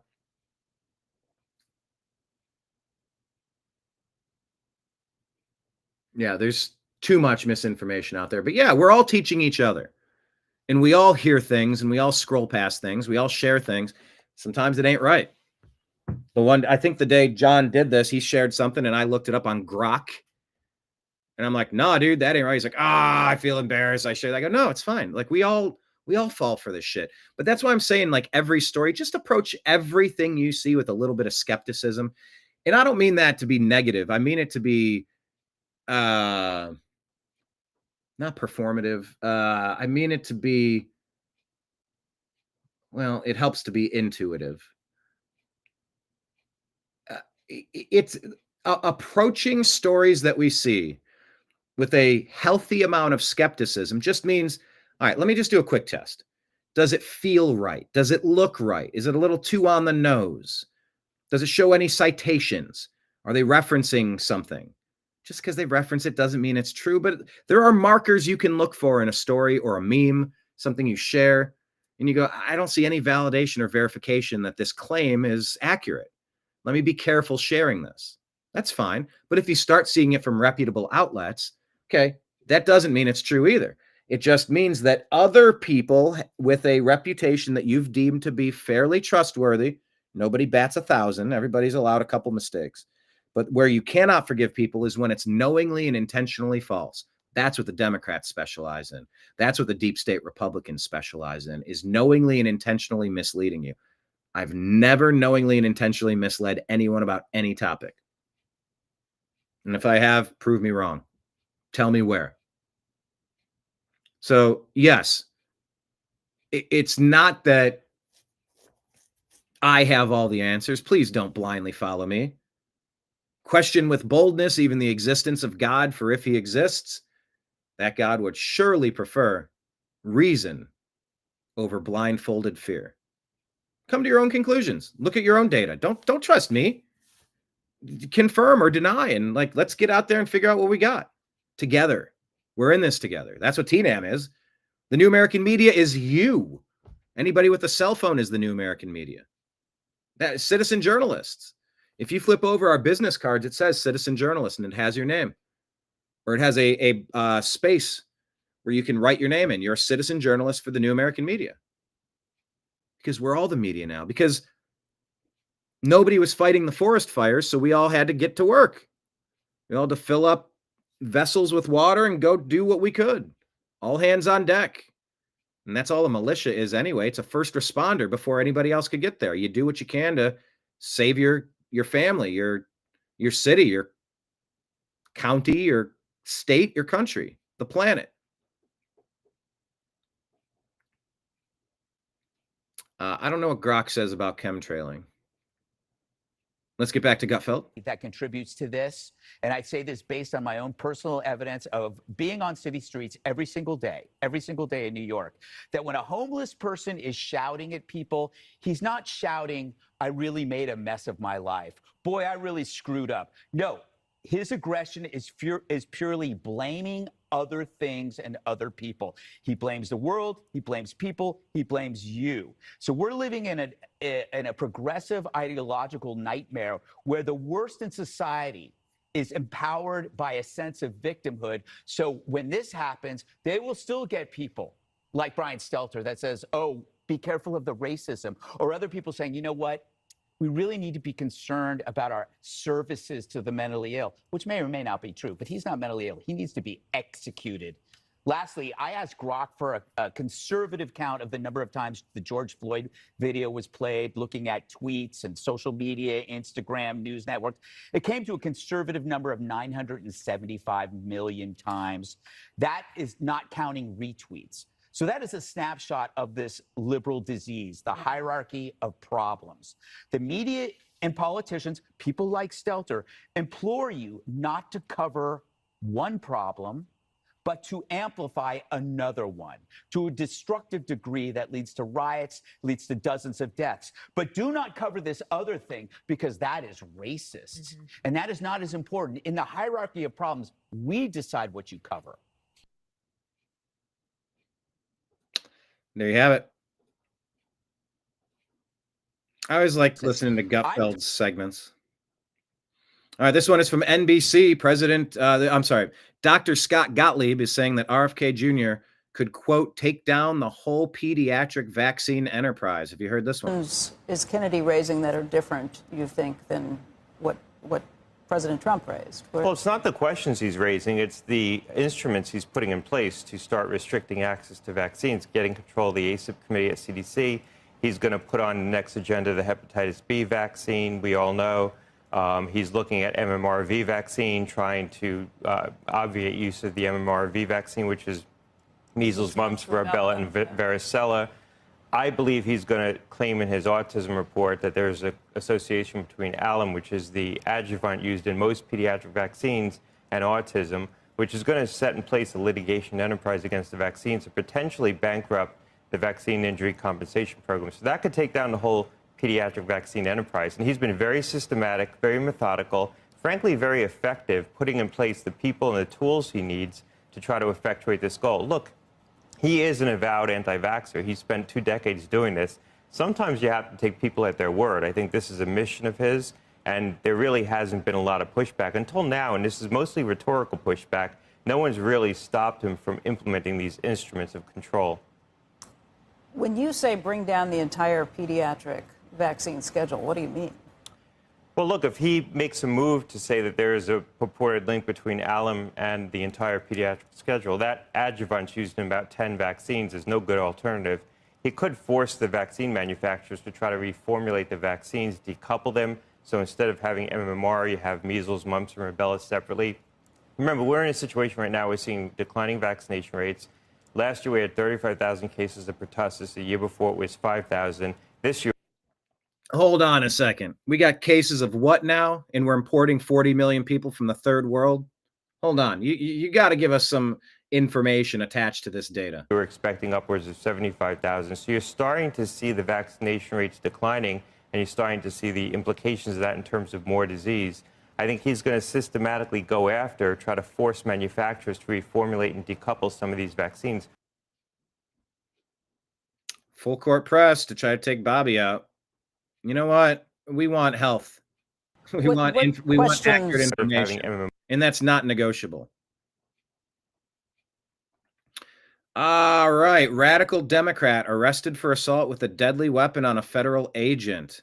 Here you go, Los Angeles. A man is facing charges this morning of assault with a deadly weapon on a federal officer. The weapon was a skateboard. Homeland Security agents arrested a woman this morning on a federal warrant in downtown L.A. at Aliso and Alameda.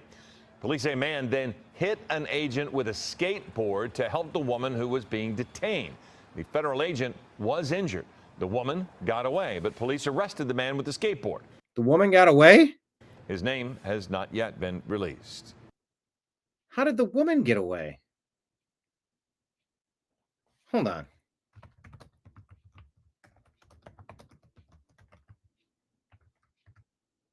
What?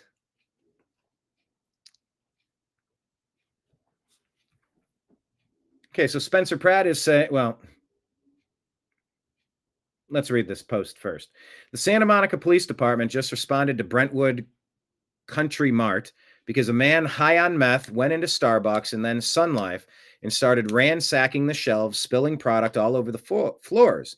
It seemed like the man was going to be arrested, but he shimmied out of his sweatshirt and ran down 26th Street towards Santa Monica without the officer chasing him. The comment is maybe this is why Kamala felt the need to have 15 Metro LAPD officers protect her in Brentwood, because Kamala knows what Karen Bass has done to LA.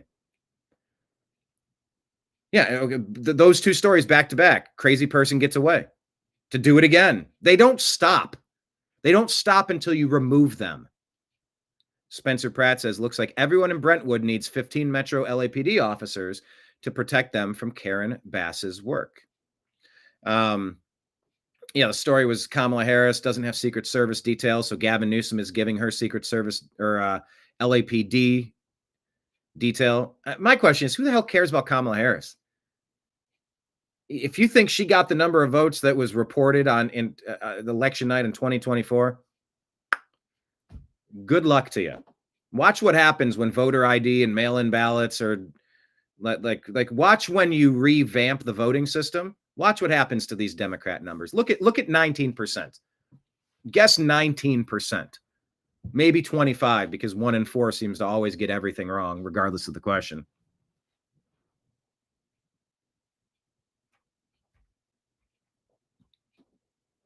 All right.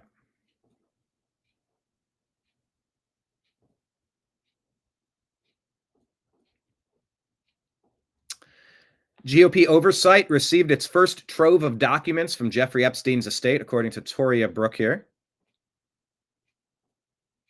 There we are. Including the birthday book, a reported collection of letters gifted to Epstein for his 50th birthday, per CNN. According to the German newspaper Die Welt, former Ukrainian commander-in-chief Valery Zaluzhny commissioned the Nord Stream pipeline's explosion in 2022. Zaluzhny is Zelensky's rival in a possible upcoming election.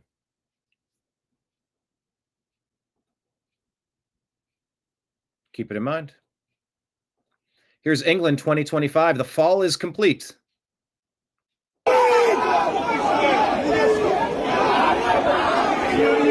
Do you see the global riots happening, and are you going to be ready when it comes to your area?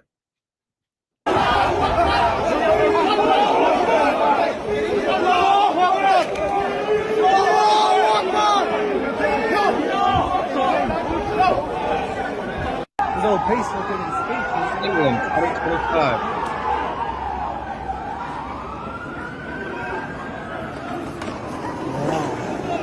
Saying masked members of the so-called Muslim Defense League are according to Siete Octubre.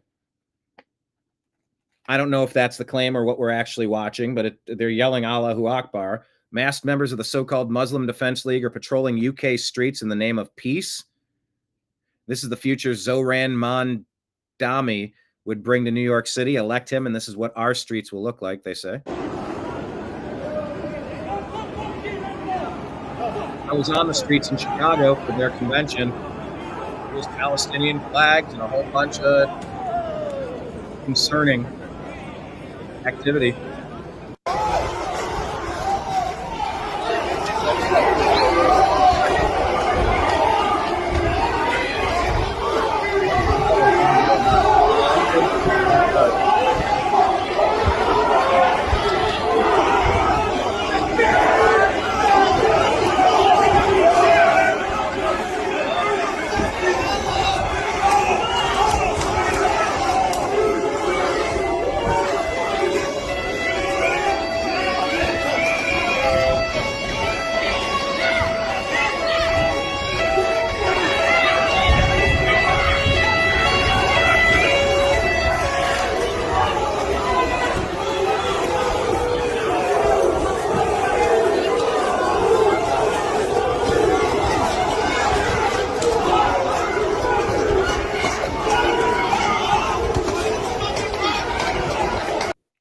Does this feel like an invasion of military-aged men overthrowing a country? Does it feel like it yet? It should.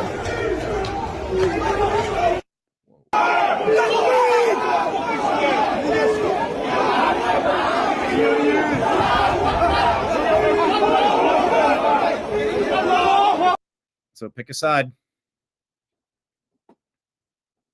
Anna Paulina Luna This is the Warwick Report talking about Anna Paulina Luna. Is leading the push for a congressional stock trading ban. With that said, let's look at the US Congresswomen's salaries versus their net worth. Starting off with Lisa McClain. Salary $174K, net worth $25 million. Mitch McConnell, call sign Master Oogway. Salary $193,000, net worth $95 million. Chuck Schumer earns $193K also. Net worth $75 million. He must be psychic. Elizabeth Warren, salary $193K, net $67 million. And finally, Nancy Boobs Pelosi earns a generous $174K. Net worth up to $271 million. These people either have the luck of the Irish, are actually clairvoyant, or they're doing some very naughty things indeed. They know that insider trading is actually illegal, right? Do you support Representative Luna?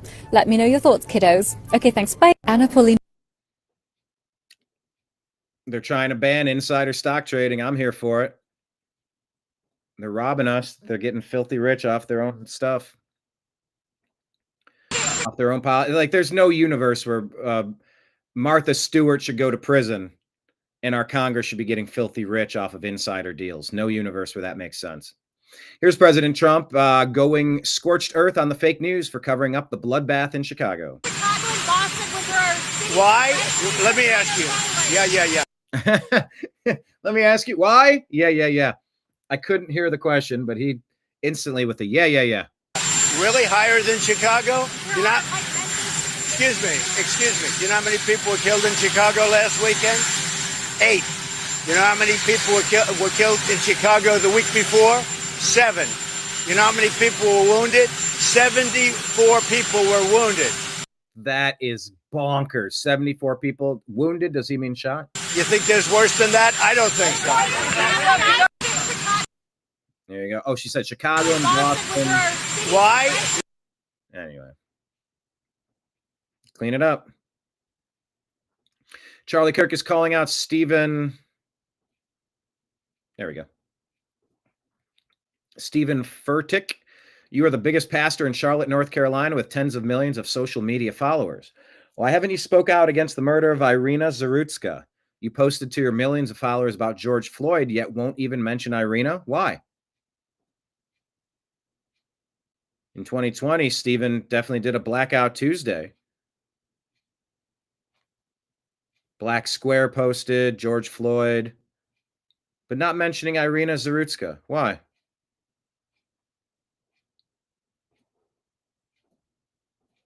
Here's a South Side Chicago resident with a message for Mayor Johnson.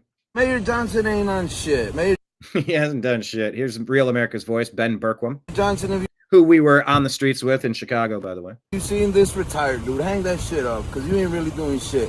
Those shot spotters and all that stuff, that saves lives, bro. It makes police get there faster, but I don't know what you're doing. Yeah. I mean, but ICE and all that, I mean, it's your job. It's something you guys got to do. I mean, Mayor Johnson, they don't let the jail work with ICE. So somebody's here illegally, they're in the jail, and instead of letting ICE go pick them up there, they send them back into the community. Well, that's pretty fucking stupid. Once you guys apprehend the criminals, why not get rid of them right there and there? Boom. That's it. That's it. That's it. I mean, why are you guys going to let them back out on the street? What's the point? Yeah. So what? To commit more crime and then go back to jail again? No. Once they do it, send them the hell out. Right? 100%, bro. I mean, shit. 100%. I mean, Mayor Johnson. Mm-hmm. Look, most of the people are like this guy. All right, the UK judge, want to tell you this, Libs of TikTok reporting, a UK judge has wished the convicted al-Qaeda terrorist who killed 52 in London bus bombings all the best as he prepares to walk free in Britain. Sir Robert J. sympathized with al-Qaeda terrorist Haroon Aswat, who will be released from the hospital without ankle tag monitoring because of a loophole, which forbids checks on psychiatric patients despite police fears he remains a threat? What even is the UK anymore? What?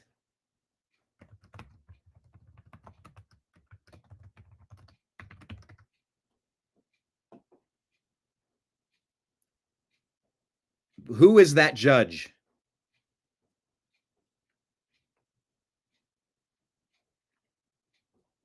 I thought... This is Rudy Giuliani, America's mayor, who cleaned up New York the first time around.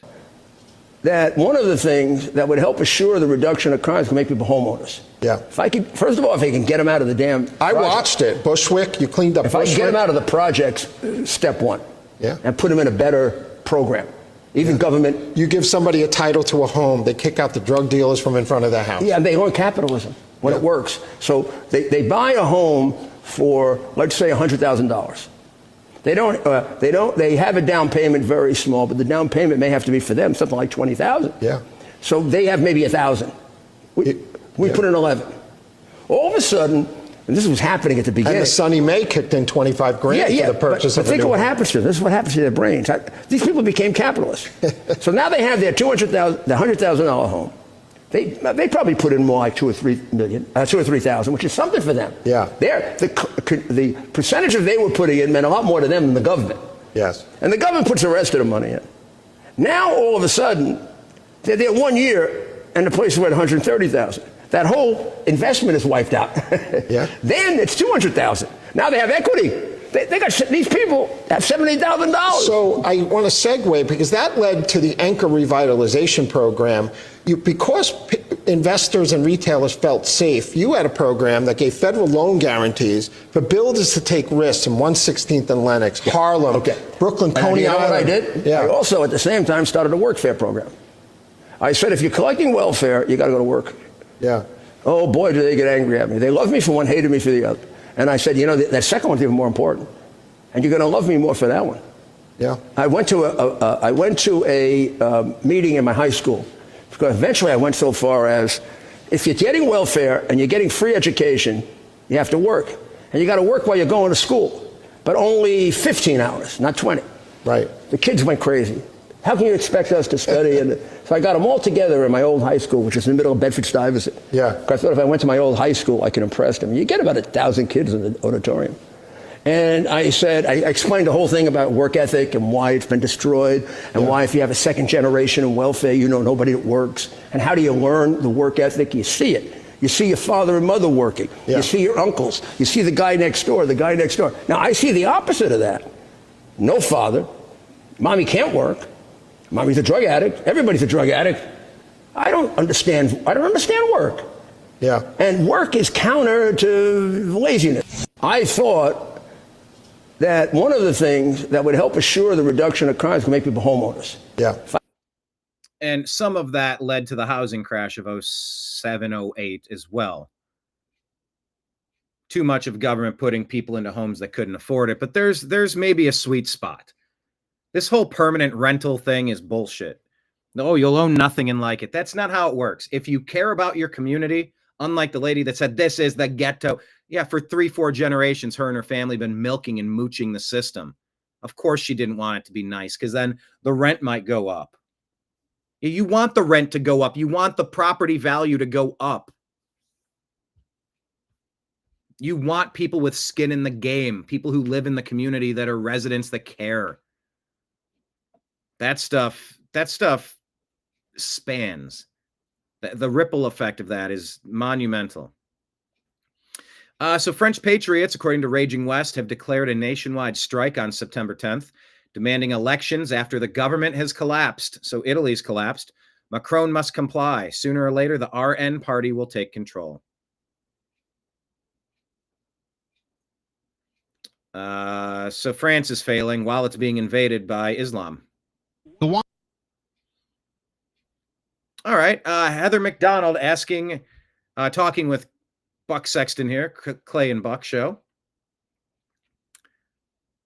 Let's talk about the crime and let's talk about the racism. Washington Post hasn't covered either the murder of this veterinary professor in Alabama and also the murder in North Carolina of this Ukrainian refugee. People see this and are outraged, understandably. What's going on here? Well, sadly, it's all about race. The black-on-white crime gets virtually no attention, and we're supposed to believe that white-on-black crime is the dominant reality in our country today. It is not. A 2023 study from the National Academy of Sciences, left-wing group, left-wing professors involved in it, said that there is virtually zero white-on-black homicides in this country, and that blacks are 35 times more likely to commit an act of violence against whites than vice versa. That is a narrative that is simply not allowed into the public sphere. And we have allowed this crime to get out of control. The Washington Post. 35-1. Here's Scott Jennings. Breaking now, the Supreme this is a win for President Trump. This is an important one. Court has ruled in favor of the Trump administration, clearing the way for federal agents to conduct sweeping immigration raids in Los Angeles. 6-3 decision from the court. This ruling vaporizes a restraining order from a lower court judge. Justice Brett Kavanaugh said the restraining order went too far in restricting ICE agents and how they conduct these brief immigration stops. Kavanaugh, writing for the majority, says, to be clear, apparent ethnicity alone cannot furnish reasonable suspicion. However, it can be a relevant factor when considered along with other salient factors. And the Supreme Court has ruled in favor of Trump when it comes to firing commissioners on the Federal Trade Commission. Trump fired 2 Democrats in March. They sued, and now they've lost. The signal from the court here is that they may be prepared to give Trump broad latitude in firing people from these quasi-independent agencies connected to the executive branch. So there you have it. 2 more court wins for President Trump. Horrific. Graham Allen is saying, how sick are these people? CNN is now accusing Trump. Is this the same clip that we shared a moment ago? Let me watch this. New video of a Ukrainian refugee's murder caught on camera. It is absolutely horrific. Trump is now seizing on this to push his nationwide crackdown. All right, what's with the music? Come on. Tonight on 360. The stories that matter. Anderson Cooper 360. Tonight at 8 on CNN. Okay, what's going on? Where's the video? I'm not going to watch commercials. Of a Ukrainian refugee. Anyway, CNN is accusing Trump of seizing on the moment. How about rescuing America from violent, crazy sociopaths that need to be committed to institutions or jail? Rescuing the country from a wave of racist attacks. C3 says Americans just want a justice system. Let me switch it there. Americans just want a justice system that doesn't let someone with 14 mugshots free to sit behind you on a bus. It's not much. It's not much that Americans are asking for.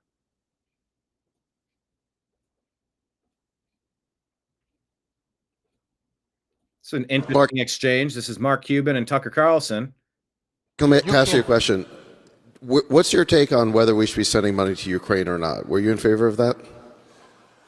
Man, they need it. I mean, honestly, I don't have a good answer. You know, I can make an argument both ways, and half my family is Ukrainian from my grandparents. And so, you know, personally, I think we should help, but I don't have a studied answer for you. How much money have you sent to Ukraine? None. Oh, so what do you mean by we? You're the one whose family's from Ukraine. Like, why don't you send them $1 billion? Because I'm trying to fix healthcare. Why don't you fix their healthcare if you're like so deep? If you think we need to help, why don't you start? How about you first? Yeah. I notice that's never like even an option for anybody. It's like, we need to help. That's not what charity is. Forcing other people to help is not charity. Here's the it's good vanity. news. The good news is all the weapons were on loan lease. We're getting it back. And our dear President Trump has negotiated that we own half the minerals. Mark, let me ask. I mean, that was, but he did try to avoid the question. He said, I don't have a good answer. He should have stopped at that. Canada's overall. This is Kill Tony with Joe Rogan talking about Canada's overall life expectancy. David, here's one directly about you. Life expectancy. Yes. That might be the craziest statistic in the world right now. You've seen this, right? Yes. Since 1930, of course, it goes this way, this way, this way, this way, because you fucking live longer because fuck technology and medicine. And then 2020 it levels, and then it starts to go down. It's down 2.5 years since 2020, which is unheard of. Yeah. Unprecedented. What could that possibly be from? I don't know, Tony. Weird. So strange. It's not like there was a gigantic medical intervention that was forced upon the population during that time period. Again and again, and booster and booster and booster.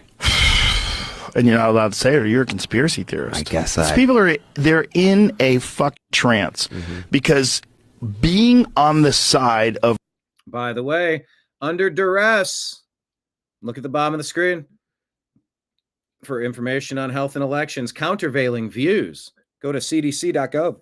WHO.int and visit CISA.gov/rumor control because they have a very different thought on all of the things that we talk about. And they think there's only one way to discuss issues. It's one where they make the money and we shut the fuck up. So in order to use the platform, we got to tell you about countervailing views. But let me tell you about our donation links here. We're on Patreon at the New American Media, scrolling at the bottom. Thank you to our sponsors who keep us chugging along. Current sponsors, thank you. Future sponsors, come on in. The water's great. Let's go. Yeah, I was thinking about dropping another investment into a service so that I can restream, so that I can get all of the games for the NFL season. Because I only have like regional games right now, and it's not going to be enough to cover my Browns and then cover the other games I want to see. But I did an 8.5 hour live stream on Sunday. I enjoy being like a global living room. We're all watching the game, talking about the plays. Did you see that? Oh, that's awesome. Check that out. Great catch. Did you see what he, like, we're all hanging out talking football. But yeah, that was another investment. And I'm like, geez, how much is that? Another $100-$200 a year. It never stops. But if you're going to run the new American media, there's a lot of stuff you need to have. Restream services and Best Buy service plans and upgraded studio equipment and microphones and whatnot, but I digress. But thank you to everybody on Patreon by searching the New American Media who has subscribed to us and said each month we'll send you $10 or $15 or $100 or $1,000. It all matters. And it only takes a few of you angel investors to really make a massive difference. Also, we have a tip jar. You're here at our bar, as you can see with my background, right? Wait, the chat's over. I can't see the screen to switch it. There we go. We're here at the bar. If I did a good job serving you today, serving you news. So stupid.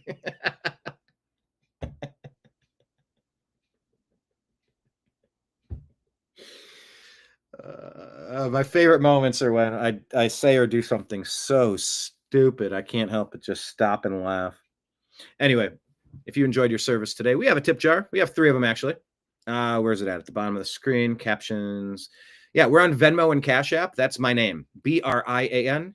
If you have a Cash App or a Venmo account, hey, toss a few bucks on the tip jar. In the tip jar. Leave a few bucks on the bar if you would. Also, we're on PayPal at fuzzinstallment@yahoo.com. The email is fuzzinstallment@yahoo.com. Scrolling at the bottom of the screen.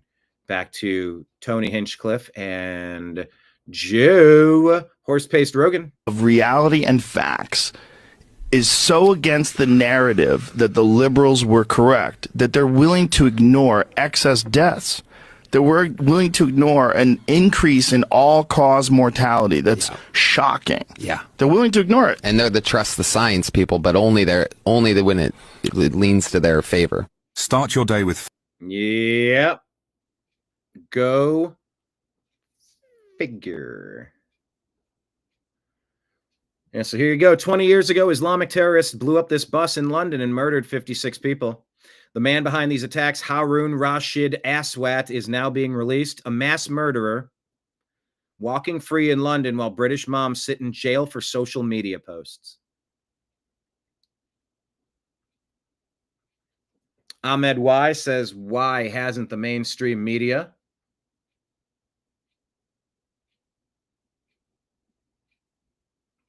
talked about this? Eric Tarpinian Jakim was interning on Capitol Hill in Washington, D.C. He was murdered by, now captured, Kelvin Thomas Jr. on the left and Jalen Lucas. They are now also looking for Naquan Lucas. All 3 suspects are 18 years and under. We've got an epidemic of youth black violence in America. You have to talk about it. You have to be aware of it. Was it 35-1 if those statistics from that lady given the report, I think on the Clay and Buck show, 35 times the problem, black youth, than white youth with violent crime. What's happening? What is going on? And why are the Democrats pushing so much racial arson at every turn? You've watched it in every election cycle. They are addicted. They are racial arsonists. And you can't help but wonder how much of that is contributing to a 35-1 discrepancy on black on white crime.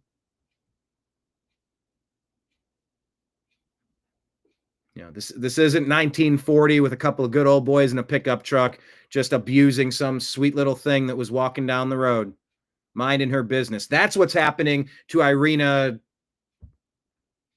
I haven't even memorized her name yet on the North Carolina train. And the only way you can address it is to address it. Yeah, mainstream media is not talking about lying legacy media. Don't call them mainstream. Here you go, Paris 2025. It's no wonder the French government has collapsed again. Macron is now scrambling to pick his 5th prime minister in under 2 years. This is from Kristen Sokoloff France is endless. I can't read it. Government collapses aren't just bad luck. Weak immigration policies have fueled the chaos. Look at this. This is Paris 2025. Guys, this is Paris. Ah, shit. There's music. I can't play it for you. All right. I can't play it. But he's walking around. Middle fingers. Crazy people, homeless people. I mean, it doesn't look anything like Paris. There's too much music, right? Neighborhood. Too much music. I can't play it. Anyway, France collapsed. Hey, here's France. Completely unrelated. Islamists are threatening to burn the Notre Dame church in Paris unless authorities release Ibrahim Ali-Yaousi, who killed 3 French people. We demand the government of France release this guy. If he is not set free, the God's wrath will be upon your people here in France. See, they're burning the cathedral right here. Your churches will burn by God's will. This is a modern day holy war. This is a caliphate, a global caliphate. This is the Obama doctrine, the Soros doctrine. This is the global colonization of every sovereign nation from people of parts unknown, primarily military-aged males and defenseless children who can be trafficked and sold into slavery or worse. There's a threat to burn your churches. Christianity under direct attack from the Islamists. There you go, France.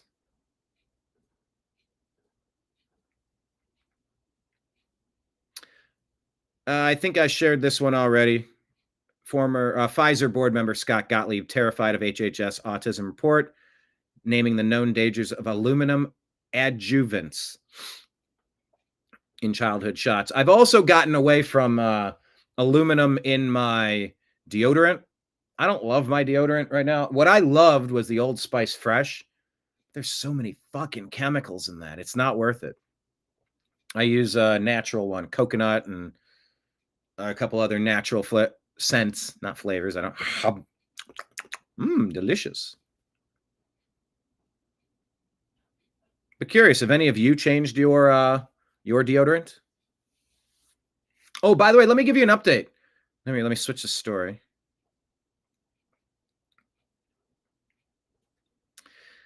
Okay, we're talking about pennies in the wishing well so that we can apply for monetization on YouTube. Let me give you an update here.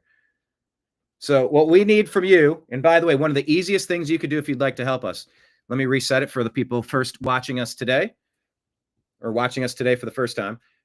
A penny in the wishing well is referring to 1 hour of TNAM content viewed on our YouTube channel. So if you go to the New American Media, click 1 bar of volume, and let a video play. By the way, might I suggest our 8.5-hour marathon show from Sunday, NFL football week 1, where we talked about the scores and we gave you the updates and couldn't really play the highlights, but we talked about it. Maybe let that video play. That's a nice 8-hour chunk in one fell swoop, but we are just 203 pennies in the wishing well away from being able to apply for monetization, which could then get us memberships, super chats, and shopping. We'll need another 1,000 to end up getting our page advertisements back.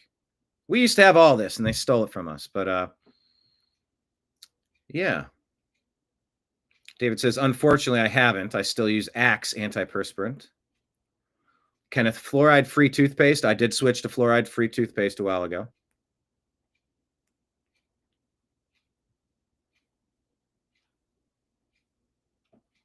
Oi, with the 8 hours.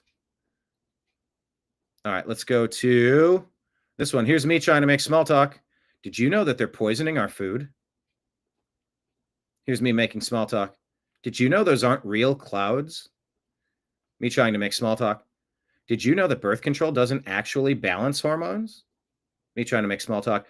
Did you know mammograms don't save more lives? Oh, by the way, let me put it back on the screen. For countervailing views on health and elections, go to cdc.gov, who.int, and cisa.gov/rumor control. Go get your countervailing views. These are just thoughts. Did you know measles were basically eradicated before the thing? Me trying to make small talk. Did you know a lot of food allergies are actually from vaccines? Allegedly.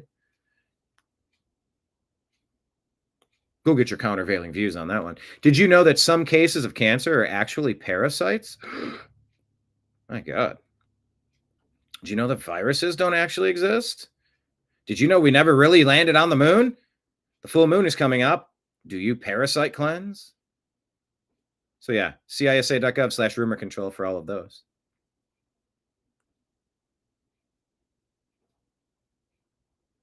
Yep, Greg Gutfeld calls for Brian Stelter to be fired from CNN for calling some conservatives racist for speaking out against Irina Zarutska's murder. Quote, he's one of the reasons why these crimes happen. Anytime you dare question crime, it's jerk scumbags like him that call you racist. The media protects criminals instead of protecting Americans. Nick Carter asks, if a surgeon kills a patient through negligence, they can be sued for malpractice. If a lawyer mishandles a case, they face liability. An engineer that designs an unsafe building, they're held liable. So what about judges who release repeat felons back into society? Should they be in the clear?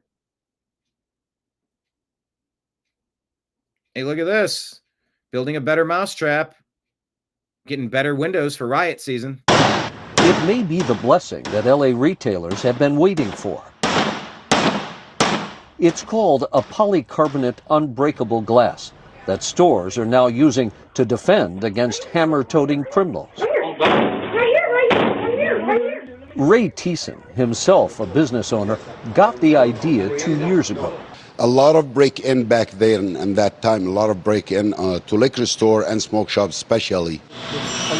So he went to work. And we did a lot of tests, drove in the car, hit it with the slug hammer. We try a lot of different ways. It's a material that actually has been around for a while. But Ray saw that by customizing the sheets to fit a customer's needs, he could save them money and heartache.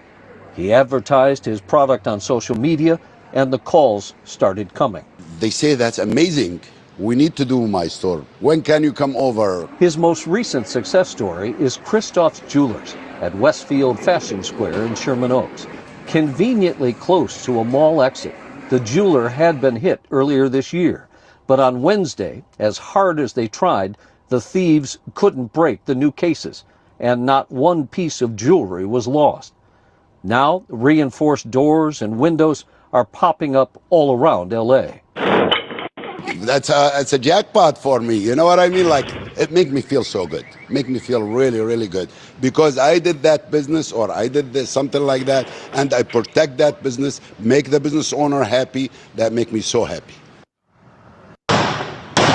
It may be the blessing that LA retailers have been waiting for. It's called a polycarbonate unbreakable glass. There you go. Polycarbonate unbreakable glass. That sounds pretty good. Trash Panda saying, hold them accountable. Save on the window cost. Exactly. CDs. Two CDs. I love that you're learning our inside jokes now. This is great. The machine is learning. Marion was saying, yes, I change lots of personal and household products and kitchen products too. Yeah, I got a couple kitchen products I need to change. Maybe my Dawn dish soap. But I you know what I've taken to doing? It's funny. I care more about my cats than me. I wash my dishes and I just rinse them off and put them to dry. With my cats, I wash them off and then I rinse them. Then I get filtered water and then I put it in the dish and I rinse it and then I rinse out the water so that it's not getting fluoride and all those other materials in it. Go figure on that one. All right. Yeah, that's probably going to be a booming business right now. It's a very good idea. All right, breaking. ICE has launched Chicago operation to target criminals. Federal agents are finally taking action in sanctuary zones. Sanctuary zones are illegal, by the way. The only ones furious? White liberals who think law and order is a bad thing. I'll say in the comments, we like to call those dorky white liberals who defend criminality, the wimpy whites. And we've agreed that we like the term wimpy whites. It's okay for a white guy to talk about wimpy whites. You're a wimp if you're going to be cucked into silence. You're going to be called a name, and you better sit down and shut up and know your place. You have no role in our society. You colonizers, you bad people, you racists, and all that. Did we decide as a group of show of hands? Is there anything cringier that doesn't land on target when I say wimpy whites? Because I think when Malcolm X talked about the white liberal being the biggest danger to so many things in America back in the 60s, I think we're talking about the wimpy whites that go along with the radical Marxism that's trying to overthrow this nation and replace it with Sharia, replace it with communism, Marxism, Stalinism, Leninism, some sort of bullshit instead of just limited capitalism. You know, like Giuliani was saying, you want communities where people have some vested interest in the community. This report that's unconfirmed, Victor, the boy who laid on top of his friend to shield him from bullets during the Minnesota school shooting, has been released from the hospital and recovering with family. Now, I don't know if this is accurate or not. I don't know if there's a story attached to it. Actually, there's nothing attached to it, so I'm not certain. But, you know, you heard that story of the kid that laid on his friend. Like, that's a good thing. All right, so here, let's check in on Europe. Ireland. France. These are all attacks on white women by black men. Or Arabs. London. Germany. Oh, doggone it, there's music in the back. I can't play. I wanted to play the video. Molesting and abusing these girls. Deeper into the one in London. If you're waiting outside your house, you're going in, and what's coming up next to you? Some sub-Saharan migrant who doesn't even belong in Europe. He's a refugee asylum seeker. But he's not there for refuge. He's there to steal you. He's there to rape your kids. He takes... Doggone it, there's music in this again. I can't play this. He takes your daughter, throws them to the ground, but he doesn't want the older lady. He's a pedophile. They're all pedophiles. He runs. He tries to steal your daughter. But somehow your daughter gets away because the dog comes out. It's not an accident. It's the result of soft, progressive policies that reward chaos. They open their borders, then dump the bill on the citizens of said countries. They get a slap on the wrist and free housing. The streets are lawless. They defund police, they glorify weakness, and they punish anyone that dares speak the truth. They're arresting people that want to reclaim their country from the migrant invaders, the invading horde that's abusing their kids, their women. Progressives call it compassion. I call it cowardice. This isn't happening in Europe because of bad luck. It's happening because your leaders allowed it to happen. Your leaders chose virtue signaling over law and order. And you. Do you remember that viral clip? Hide your daughter, hide your wife. Hide your kids, hide your wife. Come into a neighborhood near you. There you go, Chatty Annie.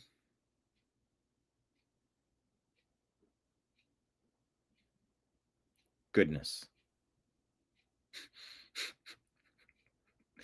Easy guys in the comments.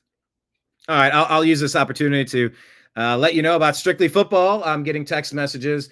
Brian, I will probably make it because my segment should be over at about 5 your time, but I might just be a little bit late. Go ahead and start without me if I don't make it. Jim is good for 6 p.m. Izzy's good for 6 p.m. So I think we're going to go at 6 p.m. and Mike might join us a few minutes late. He's going in to do a Fox News segment.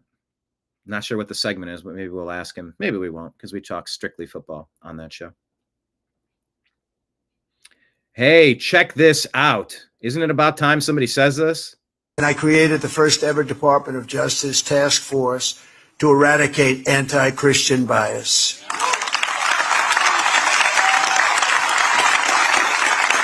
Finally, somebody's speaking up for me and my boys.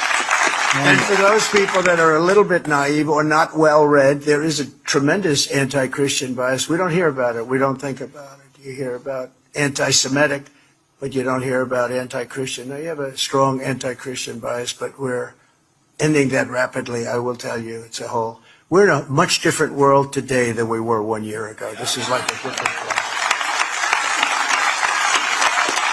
And I created... In a very different world. And I created the... Charlie Kirk says if a random white person simply walked up, hang on, there's music. If a random white person simply walked up to and stabbed a nice law-abiding black person for no reason, it would be apocalyptically huge national news. Here's all the arrests. Number 3, 4, 5, 6, 7, 8, 9, 10, 11, 12, 13. He says, I just give love and hope to the family of the young woman who was stabbed in Charlotte by a madman, a lunatic. Just got up and started. It's right on the tape. Not really watchable because it's so horrible. Just viciously stabbed. She's just sitting there. So they're evil people. We have to be able to handle that. If we don't handle that, we don't have a country. Say her name, Justice for Irina Zarutska. Yeah, man. What is the draw? Here you go. What is the draw of Islam to the West? Why is the West kind of floating over to it? Yeah. What is the appeal? Are Muslims allowed to lie for the sake of spreading Islam? They're coming here and saying, yeah, we love you guys. We back you guys. But the moment they are the majority, they will turn and Sharia law will take over. And if Sharia law takes over, women will be beaten. If Sharia law takes over, homosexuals will be chucked off of buildings. Pastors will be ended. Women will be raped. Children will be something into Muslims. They'll be bought and churches will be bought and turned into mosques. That's what's happening in London. So I think what they're doing now in America is they're practicing taqiyya, where they're lying to your face until you let them in. And once you let them in, they'll take over. What is the draw? I had to mute that because they're playing music in the background. Here's Jasmine Crockett. Law enforcement isn't to prevent crime. Oh, really? Clear that, law enforcement isn't to prevent crime. Law enforcement solves crime, okay? That is what they are supposed to do. They are supposed to solve crimes, not necessarily prevent them from happening, per se. I want to be clear that, law enforcement isn't to... I hope she cleared that up for you. Here, well, we hope she cleared that up for everyone. I want to be clear. Now, I don't know about this video. Is this staged or is it not? It looks real. I don't know. John Joseph Discipline. This is a dude walking up to a guy at the subway. Music. This guy's next to him, and he points at him and says, you get out of here. The bus had just left, or the train, and he's got a knife behind him. He goes, oh, okay, we good? All right, yep, we're going to walk this way. Oh, you're going to come at me again? Well, then, kapow!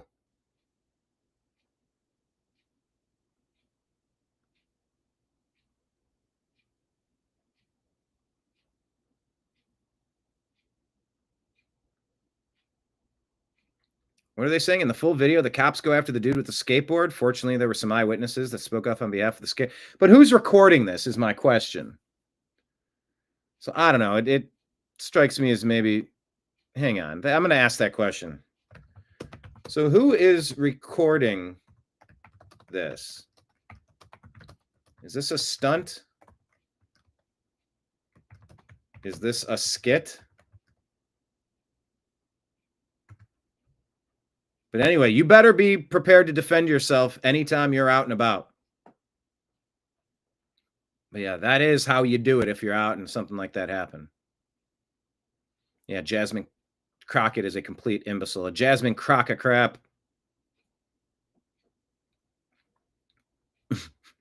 David, she's just stupid. I'm sorry. I have nothing to say. So stupid. Yeah, I'm wondering who's filming this. I don't know. It looks a little too cinematic, and you can't see him get hit. It looks like he's bashed backward. And I can't ask Grok on Instagram, unfortunately. I wish I could. But I'll put it in the comments, and we'll see if somebody gets back to me. But either way, be prepared to defend yourself with everything you got at a moment's notice all the time. And if you're not physically fit, drop a couple pounds. Start eating better. I mean, all I ate yesterday, sorry, I like not to talk about it too much, but like I have dropped a bunch of weight that I did not need yesterday. And it requires a discipline, and it requires, and by the way, no, I'm not perfect. And no, not every day is perfect by any stretch, but I mean, just, yeah, yesterday I had a can of tuna with some natural mayo, none of that soybean oil bullshit, canola oil, vegetable. No. I just want olive oil, mayonnaise. I love mayonnaise. Some people hate mayonnaise. I love it. What I've been really loving lately is butter.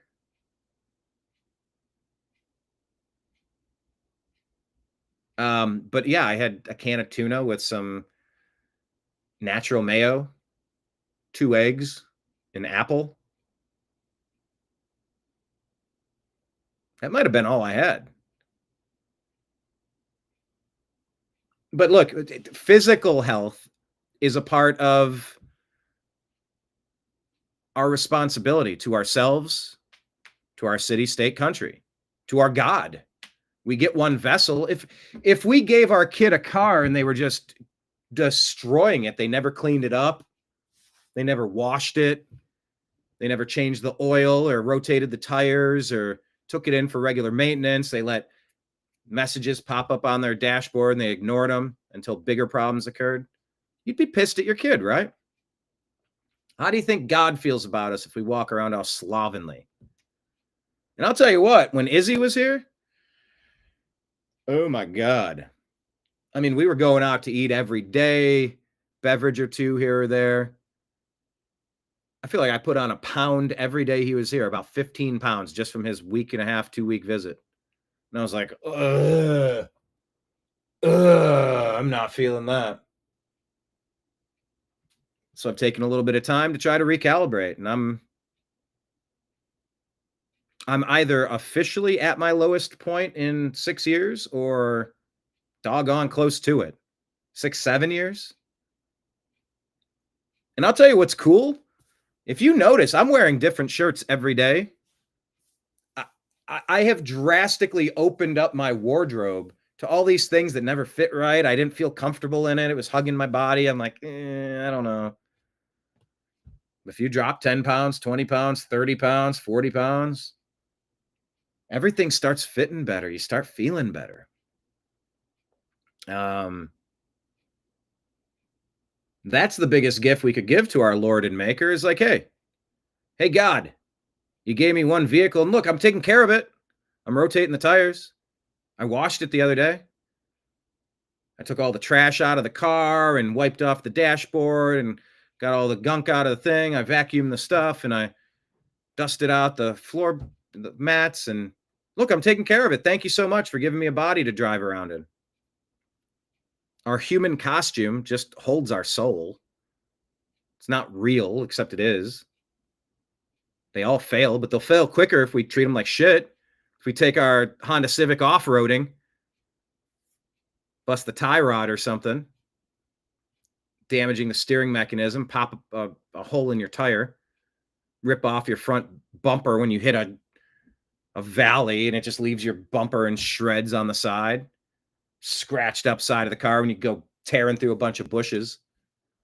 Take that car back to your maker and he'll be like, what the hell did you do? I don't say that to shame anybody. And I'm not saying that I'm not going to put on 30 pounds again. Who knows? I don't want to. But it sort of does requiring rethinking my relationship with food. I think we need, by the way, get your own advice on health. Don't ever listen to me. You talk to your doctor, who's totally not controlled by the pharmaceutical industry. You got to take control of your own health and remove as much poison from your life as you can. Who was it? Was it Scott Adams talking about? Or was it Wrangler Star? I don't know. I was watching something. Can't remember what it was. But it's like, if you gave somebody your lawnmower and they're like, hey, it probably doesn't matter what you put into it, right? I'm just going to grab a bunch of dirt and throw it into your gas tank. You'd be like, no, don't do that. Like, it doesn't take long after eating shitty food to let it impact us. You know shitty food. Real food's just real food. Get some real food. And I know the canned food, I guess are those in aluminum cans? And is alum, is that a bad thing? Is it going to turn out that canned food has been really bad for us? I don't know. We're all just guessing. I don't know. But like just protein, canned chicken or ground beef, eggs, real fruit. Try to just, you're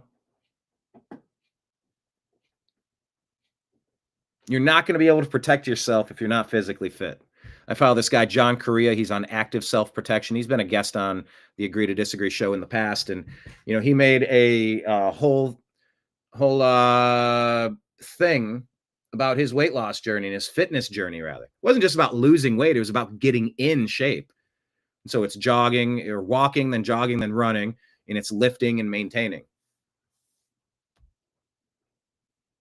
Yeah, Kenneth, you were calling it out. He does not appear to connect with the guy. But you can't see it because of the angle. It's perfectly hidden. But his head does snap back in a way.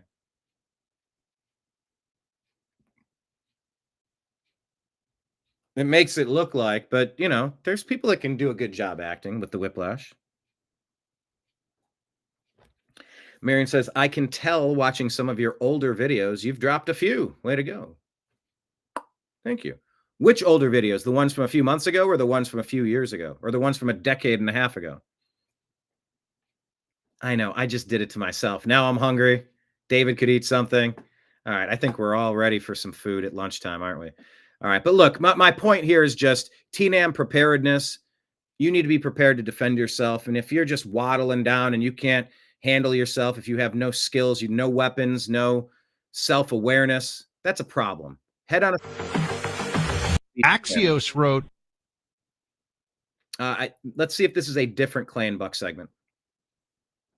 Axios wrote, the rising number of surveillance cameras in public spaces, including on Charlotte's light rail, has become a big accelerant in these cases. I'm starting to feel like they don't want us to see what's going on. It's hilarious. I found that headline simply stunning. It is about as clarifying as it gets.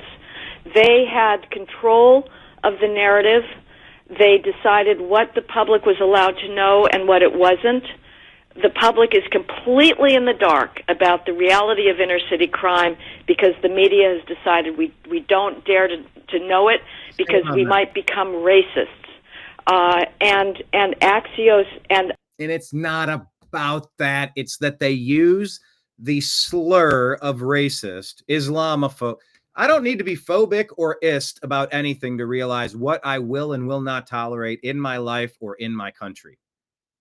If it's incompatible with the Bill of Rights and the Constitution, I'm out. You should all be out. Period. But it's not really about that. It's about the power and control. If they lose the narrative that whitey bad 100% of the time, everybody else gets a pass. Don't even incarcerate these violent nut jobs. Just let them back out because reasons. There is a Democrat mind virus that has swept the nation, and we need to eradicate the mind virus. Kenneth says, I'm old, but tall, and I try to act tough. David is going to pick up his boys from school. Have a blessed afternoon. Drive safe out there in Ontario, David. But anyway, I don't even know that it's about it's just about power and control. And the jig is up if they ever let up. the mainstream media is terrified that they are losing control of the narrative. That's why, of course, Biden tried through the collusion of the pressure on social media companies to shut down X. Axios wrote, the rising number of surveillance cameras in public spaces. And we said, we have noticed. Shame on the deep state Democrats for all of this. Also, I don't want to live in a surveillance grid per se. I don't want to be filmed all the time, but you also need to protect your subways. It's where all the nut jobs end up going. Just have people on the cars. Quick access to locations. Have buttons that could be pressed that would lock the doors or that would sound the alarm or whatever. Democrats are intentionally choosing violence. Axios. Most murders in the... And here you go. Here's more Stelter why he needs to be fired. Most murders in the U.S. never become national news. This one's garnered attention for a couple of reasons. Number one, first and foremost, the recent release of that gruesome video. Second, the energy from pro-Trump activists. They picked up on this video from local news and ran with it. It's a little bit like the times when civil rights groups have raised attention about police-involved shootings. In this case... By the way, this is a civil rights issue that 35-1 black on white crime compared to white on black crime. There's an epidemic that doesn't make sense. 35-1 doesn't make sense. If you want to say that data is incorrect, I will reframe my opinion based on that. But if the 35-1 is an accurate statistic, are you kidding me? And if it's not, we can recalibrate that conversation. But you're damn right we're talking about it. And shame on the wimpy whites who have just hid and slouched away into the shadows because they didn't want to make a problem. They didn't want to cause a scene. They don't want to get yelled at by a Karen in public. Just give her the ball. Give her what she wants. Give the crazy Democrats what they want. We don't want to be called a bad name. Go ahead. Fine. Just leave me alone. Well, there's no being left alone when you're backed into a corner. There's no being alone when your cities run into the ground by Democrats or abdicating their responsibility to protect. By the way, it's to protect all the black kids, all the black grandparents, all the Latino kids, all the Latino. It's to protect all of the humans. It's not about protecting whites. It's not protecting whitey. It's about protecting humans. Humans. That's what this is about. In fact, you have to wonder when President Trump is going to bring it out. When he's going to call to attention. What is your problem with me wanting to say that Black Lives Matter? Black lives in these inner city hellholes that are allowing absolute chaos. What do you say? 46 injured, 86 injured? I forget the number. More than 50 injured in gun violence, 4 dead, 8 dead. You can't even keep up. That's not normal. That's not okay. And if Black Lives Matter, you stop that shit because all lives matter. Oh my God, I can't believe you said that. That's marginalizing. That's taking away from our specific plight because we're taking a couple of data points like Colin Kaepernick and we're going to take the Minneapolis thing and we're going to try to extrapolate that and say that every white person everywhere is bad and we are pristine and we are beyond reproach and you can't criticize us for anything. How dare you? How dare you? How dare you? Indeed. How dare you, Brian Stelter? It is Trump-aligned influencers who are posting up a storm about... We should post up a storm. Did you watch that horror show? It's time to have the conversation about it. How do you make it stop? For everyone. Although I don't know if that guy would have attacked a black person or a Latino person or an Asian person. I don't know. But I don't want that person attacking anyone regardless of the victim's color. That's the difference. I don't give a shit enough to support crazy based on the demographic. I'm anti-crazy. I'm anti-violent crazy. This case on social media. Across the board for everybody, for every human. Really, over the weekend, Elon Musk, Charlie Kirk. Anyway, he did talk about that. So from local news to social media. All right, I covered that.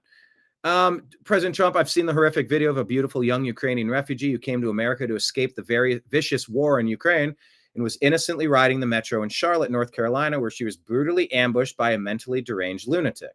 The perpetrator was a well-known career criminal who had been previously arrested and released on cashless bail in January, a total of 14 times.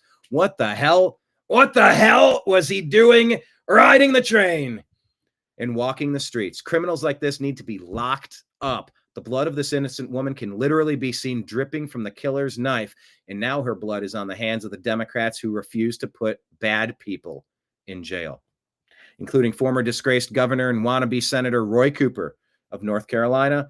North Carolina and every state needs law and order, and only Republicans will deliver it. Additionally, where is the outrage from the mainstream media on this horrible tragedy? Vote for Michael Whatley, U.S. Senate. He won't let this happen again. Most murders. I don't even know what to say at this point. Here's another one. I don't even know what to say at this point. Epidemic. I had to get off the train, past my stop.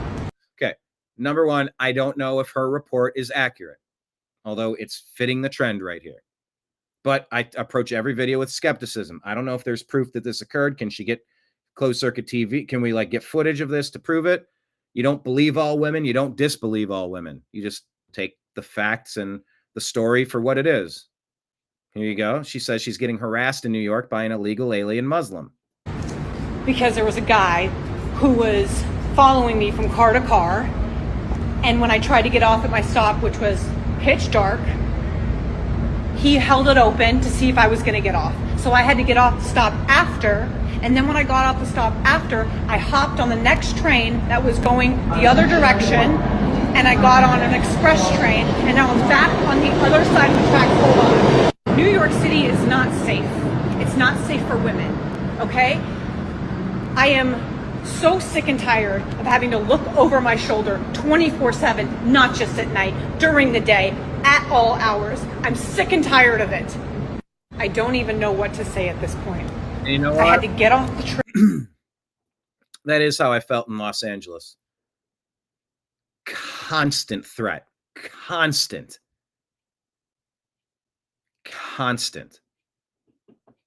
It is no way to live. I don't even know. Israel. No, of course I didn't allege. Here's Tucker talking to Pierce about Israel and 9/11. Israel.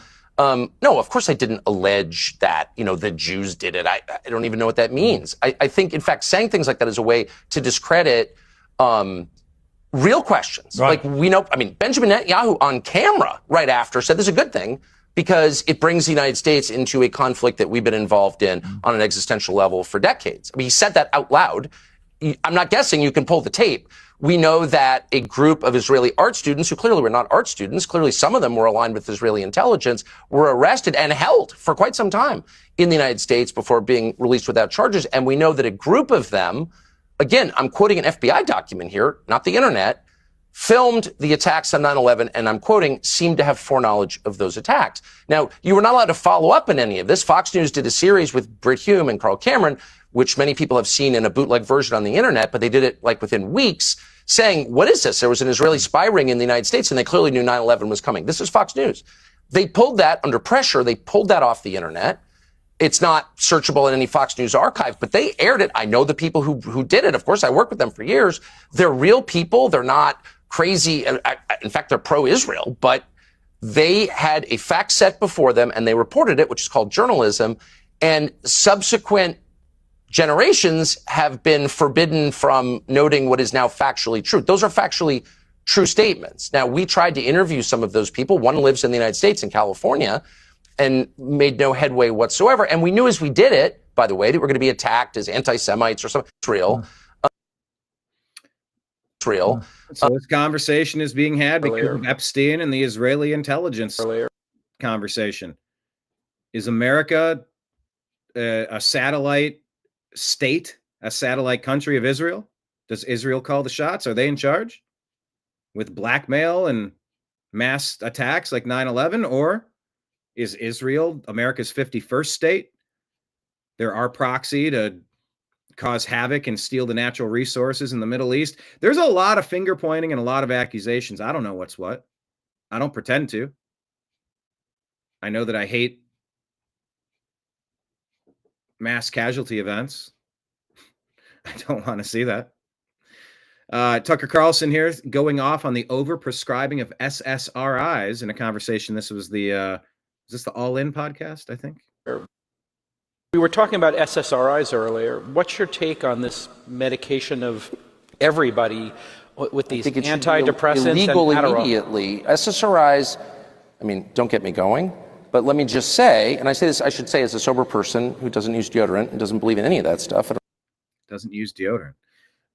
Okay.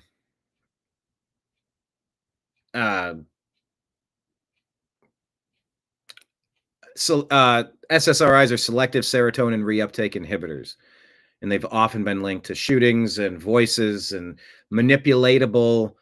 The accusations have been that you can kind of get somebody into a suggestible state, and you can have corrupt psychologists, psychiatrists prescribing things and really implanting thoughts and ideas into people and using them from MK Ultra to go out and be sleeper cells to go cause havoc for you, to further the cause. I don't take any pills ever. You don't have to be as crazy as I am to wonder, like, what does an SSRI do? Well, we've been taught falsely that they correct a chemical imbalance. Okay, if it's an imbalance, what's the baseline?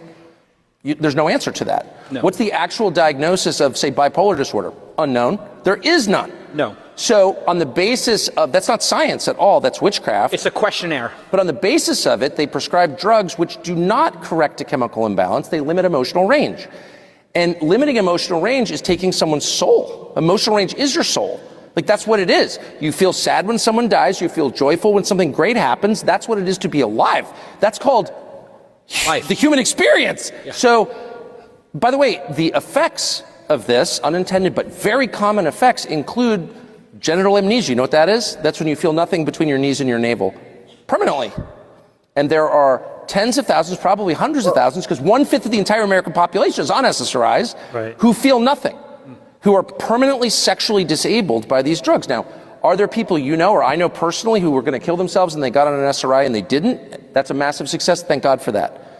There is no indication ever for prescribing an SSRI for 5 years, 10 years. Same with benzos, which are also prescribed. Same with amphetamines that we give to our children. The whole country is addled on drugs, and it's changing the nature of people and making them into something that is less than people, and it should be banned immediately. 100% agree. I think it's crazy that it's happening. I mean, we're giving kids speed.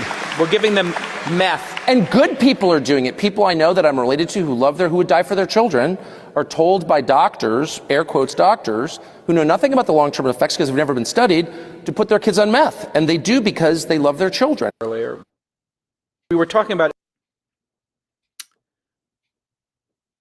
What happened here? There we go. I was put on meth as a kid. I was on Ritalin for a lot of my elementary school life. Most of it, all of it. It's got to have an effect on you. It's got to have an effect, a cumulative effect. Ritalin. And then it was, what grade was it? 7th, 8th grade? I said, I don't want to do this anymore. And then I kind of went from being math and science based to like music and sports. I was always sports, not like sports came out of nowhere, but I was music and poetry and, you know, more creative endeavors, kind of. Whereas maybe I was more analytical when I was on meth, when I was on Ritalin. I didn't ask for that, but I was disruptive in class. But let's ask the question. Was I disruptive in class because of the food I was eating? All the chemicals and the bullshit in it? Maybe. Just think about all the chemicals we get that react to our body, which make us act differently. I don't know.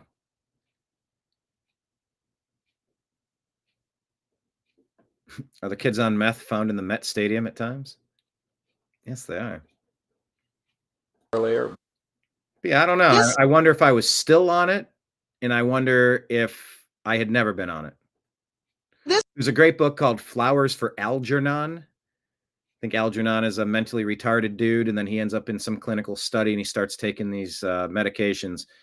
And in his journals, like the book's written as a journal, and his, you know, it's all disjointed and shitty spelling, and it's bad. But like as he takes the pills, the medication, the medicine, he starts getting really smart and using a bunch of big fancy words and gets super intelligent.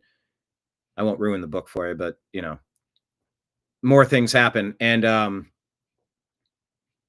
yeah, because I was nothing but a straight A student until I think fifth grade. I got my first B.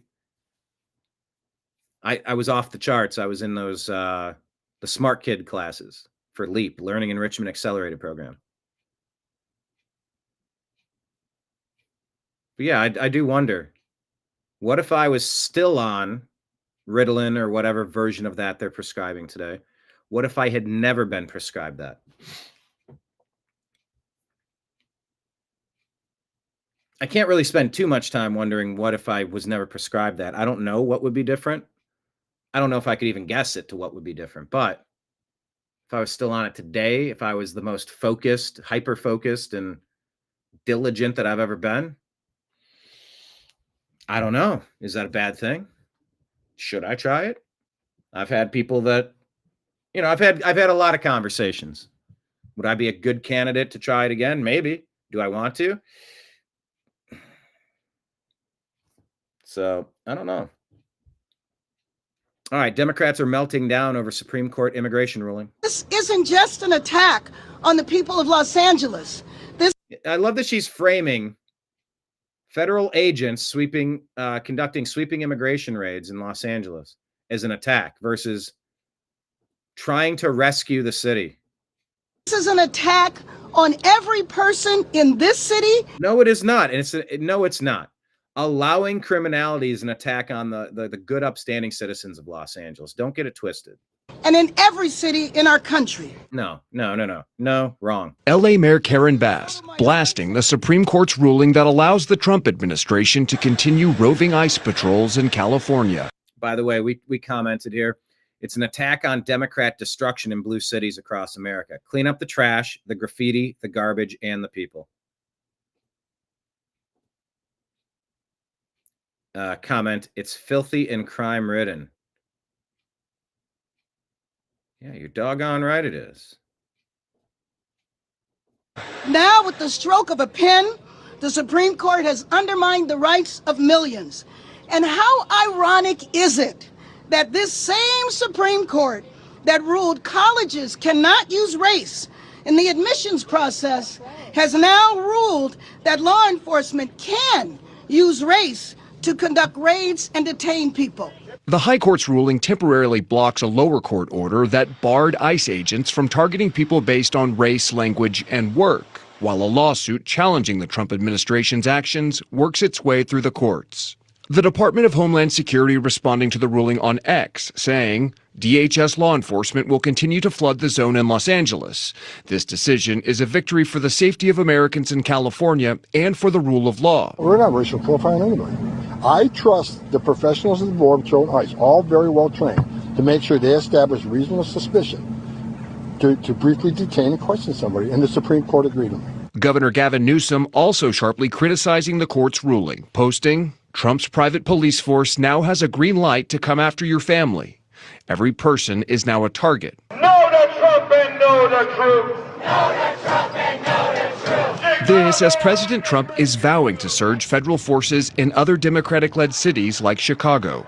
We could do the same thing in Chicago, New York, Los Angeles. We did it. We saved Los Angeles. Over the weekend, Trump posted a picture of himself with the Chicago skyline and military helicopters behind him, saying, I love the smell of deportation in the morning. Chicago about to find out why it's called the Department of War. We're not going to war. We're going to clean up our cities. This isn't just an attack on the people of Los Angeles. There you go. This isn't. It's only 25. I can't play this. Anthony Jelks, here's another one. Raped a 4-year-old, giving her an STD. Freed from jail weeks ago despite 6 violent arrests. Causing problems over.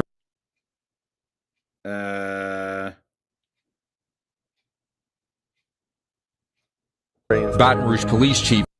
Baton Rouge police chief. There's too much music. I can't play it.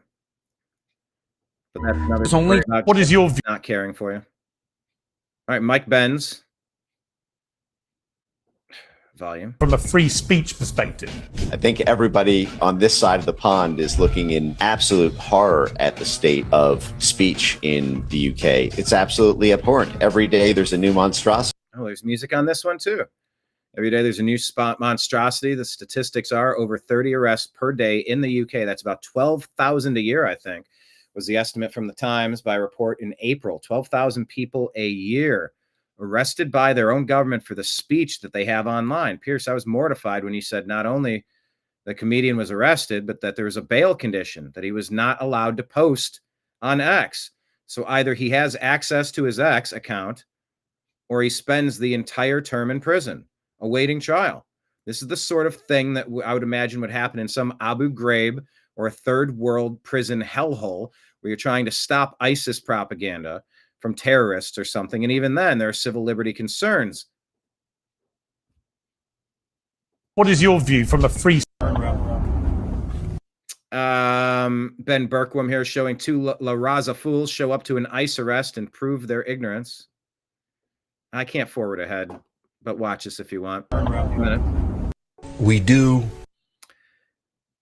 In a stunning admission, LA County, there's piano behind this. I can't play it. Document. LA County Sheriff Robert Luna revealed his department has ignored all 435 ICE detainer requests this year, according to Callie MAGA Barbie. And this is him in his own words here. Releasing convicted illegal aliens back into the community instead of handing them to federal authorities. If you have digital. Jordan Peterson on the concerns about digital ID.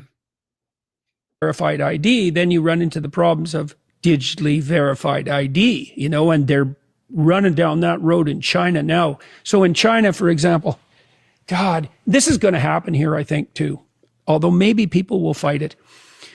If a traffic camera catches you jaywalking in China, okay, so the digital ID system has you. It has your blood now. It has your genetic code.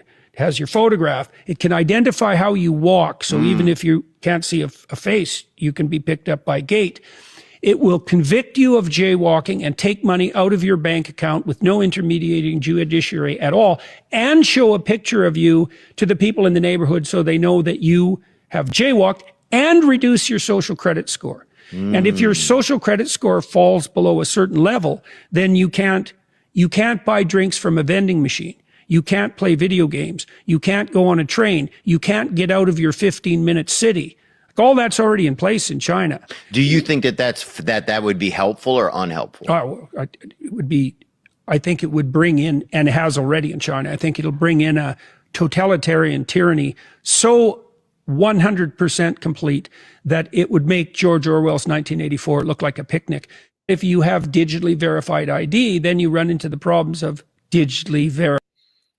So if you have digitally verified ID. This story out of Here's John Odermatt giving us an update. Lions of Liberty. I was on his podcast a couple weeks ago. This story out of New York. His Finding Freedom. What was it? What was I on? I might have been on an episode of Meme Wars, not on Finding Freedom. Either way, John Odermatt, Lions of Liberty, friend of the show. This is a 16-year-old girl, Long Island, and a federal judge has granted a preliminary injunction allowing her to attend school despite not getting her third round of hepatitis B boosters, because doctors certified she could be seriously harmed or even killed by it. Now, that sounds like a no-brainer, and it's like, wait a minute, this had to go to court? Yes, this had to go to court. Otherwise, in order for her to attend school, she would have had to risk dying. Now, if that sounds crazy, it is crazy. So this is obviously a huge victory for medical exemptions. This story out of New York, this is a 16-year-old girl. So there you go, medical exemptions. Bravo, New York. Wait, did New York finally do something right?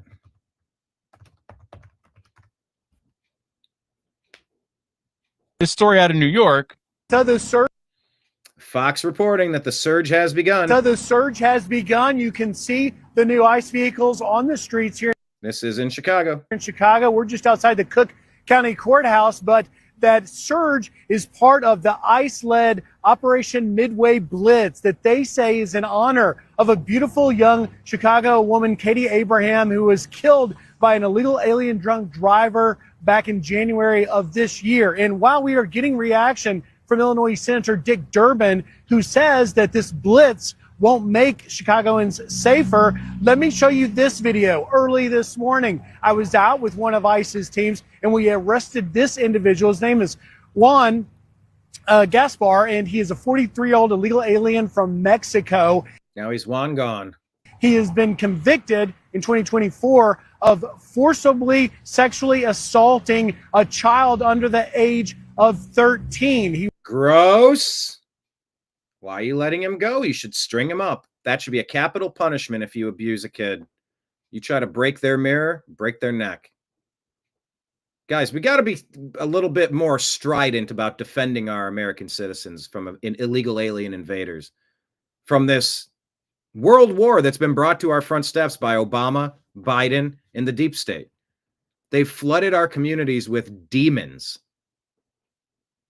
He was taken, as you can see here, without incident, but this is all part of the exact sort of violent criminal illegal alien that the ICE operations hope to bring in, apprehend, and ultimately deport. We were riding along with ICE's Deputy Director, Madison Sheehan. She talked a little bit about this operation to us, as well as what she has to say to the Democrats that are criticizing it. Listen. This is an opportunity for us to go into sanctuary cities and work against these sanctuary city policies and not let them deter ICE from being able to do our work, to go after the worst of the worst, just like the guy behind me who committed sexual assault against a minor. I mean, these criminal aliens have wreaked havoc on the American people for years, and that time is over. And even when we have pushback from Democrat leadership, that's not going to stop us. We're going to continue to go after the worst of the worst, just like somebody who committed sexual assault against a minor. And this is just day one, Martha. We understand this could go on for weeks as they surge more ICE personnel as well as federal law enforcement partners. Martha, there you go. The surge has begun. So let's keep our eyes peeled on Chicago.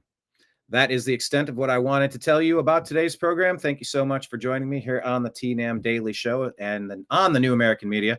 David Bann said, "Oh, good, you're still on." Yes, just in time to wrap the show. Thanks for jumping back. But really, I like that we all kind of hang out together. We all talk together. Invite more of your friends, please. Share the show.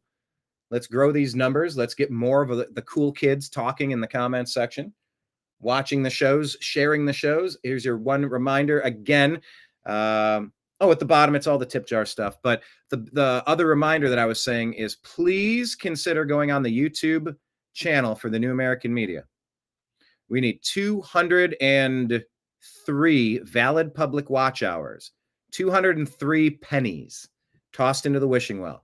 If you've got a device or two that you can press play and maybe let that 8-hour show play or let a few others play or listen to some greatest hits, go to like our most viewed out of our 1,900 videos and let a few play. Definitely appreciate it. I mean, we'll be on that 200 number real fast. And then we can apply and try to start getting some revenue over there. And it all counts. It's all super important right now as we build the foundation, the building blocks, the Lego blocks I was saying. I don't think I ever finished that point, but I was just saying every day you put one building block on and you look back, you're like, oh shit, I built a whole house. Well, that's what we do with our health. Like if you have one bad day of eating, that's one Lego.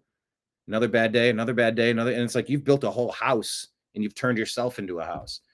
So yeah, I care about our health and fitness, and I care about our ability to defend ourselves against an invading horde of attackers from anywhere. There could be a million people with a million different agendas. Either way, you got to be prepared to defend yourself, whether it's on a subway, in a school, in a country music festival. It doesn't matter where you are. You need to be ready to defend yourself, and having some physicality is the best way to get things started. And then, of course, learn some training, get some tools, and go out there with the light of confidence, energy, passion, compassion, and brute force violence if it ever came down to you having to defend your life against a demon. Don't let a demon drag you off into that good night without putting up a fight. If it ever approaches you, I want you to be as ready as possible in every possible way. Spiritually fit, financially fit, physically fit, mentally fit, all the things. That's what I want. I love that we're a team, the TNAM team, the TNAM Trash Pandas. And we'll be back meeting again tomorrow at noon. Stay tuned. Today, 6 p.m. Eastern, we will give you Strictly Football. We'll be back in a couple of hours. Strictly Football here on the New American Media. Myself, Mike Barra, Jim Mitchell, and Ezrael Robinson will be doing Season 2, Episode 3 of the program. Join us live. And please make sure you check out our X feed. Every time I'm done with the show, I'm like, man, okay. We've been hanging out for a minute here, haven't we? I could do an entire second show on our X feed. Maybe 30% of the shows might be 30% of the content might be overlapping from what I shared on Instagram, but there's a lot of brand new things that I've wanted to talk about. It takes me a second to extrapolate and expand on the stories that I have. I'd give you a 6-hour show if we had enough Patreon sponsors. I'd give you a 6-hour show each day. Easy. I love this shit. I love talking about the things that matter. I also love talking about football. It doesn't matter. And I do argue that football does matter. Teaches team, teaches resilience, teaches discipline, teaches focus, teaches dedication, teaches physical fitness. It teaches. Sports are fantastic. I know, let them have their bread in circuses. Let them go to the Coliseum and do their gobbledygook. Sports doesn't matter. I think it does. I think the lessons we're supposed to be taking from sports is supposed to encourage us to be better versions of ourselves, which then in turn turns our cities, our families, our companies, our cities, our states, and our country into a better version of ourselves. So I don't think it's irrelevant, but Strictly Football will be back a little bit later today, 6 p.m. Eastern, Strictly Football on the New American Media. So join us, please. Until then, and we love listening to it too. Thank you, Marion. Appreciate you. Signing out. I appreciate you. I love you. Trash Panda Texas might have another account kicking in. We appreciate that as well. I appreciate you. I love you. And we will talk to you all again soon. Take care, everybody. See you in a couple hours. Peace.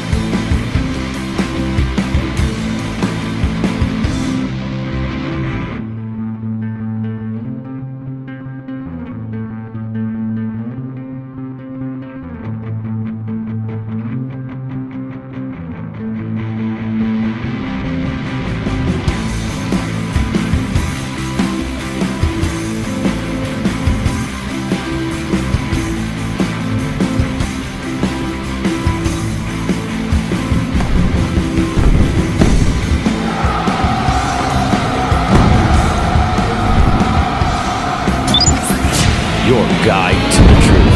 TheNewAmericanMedia.com.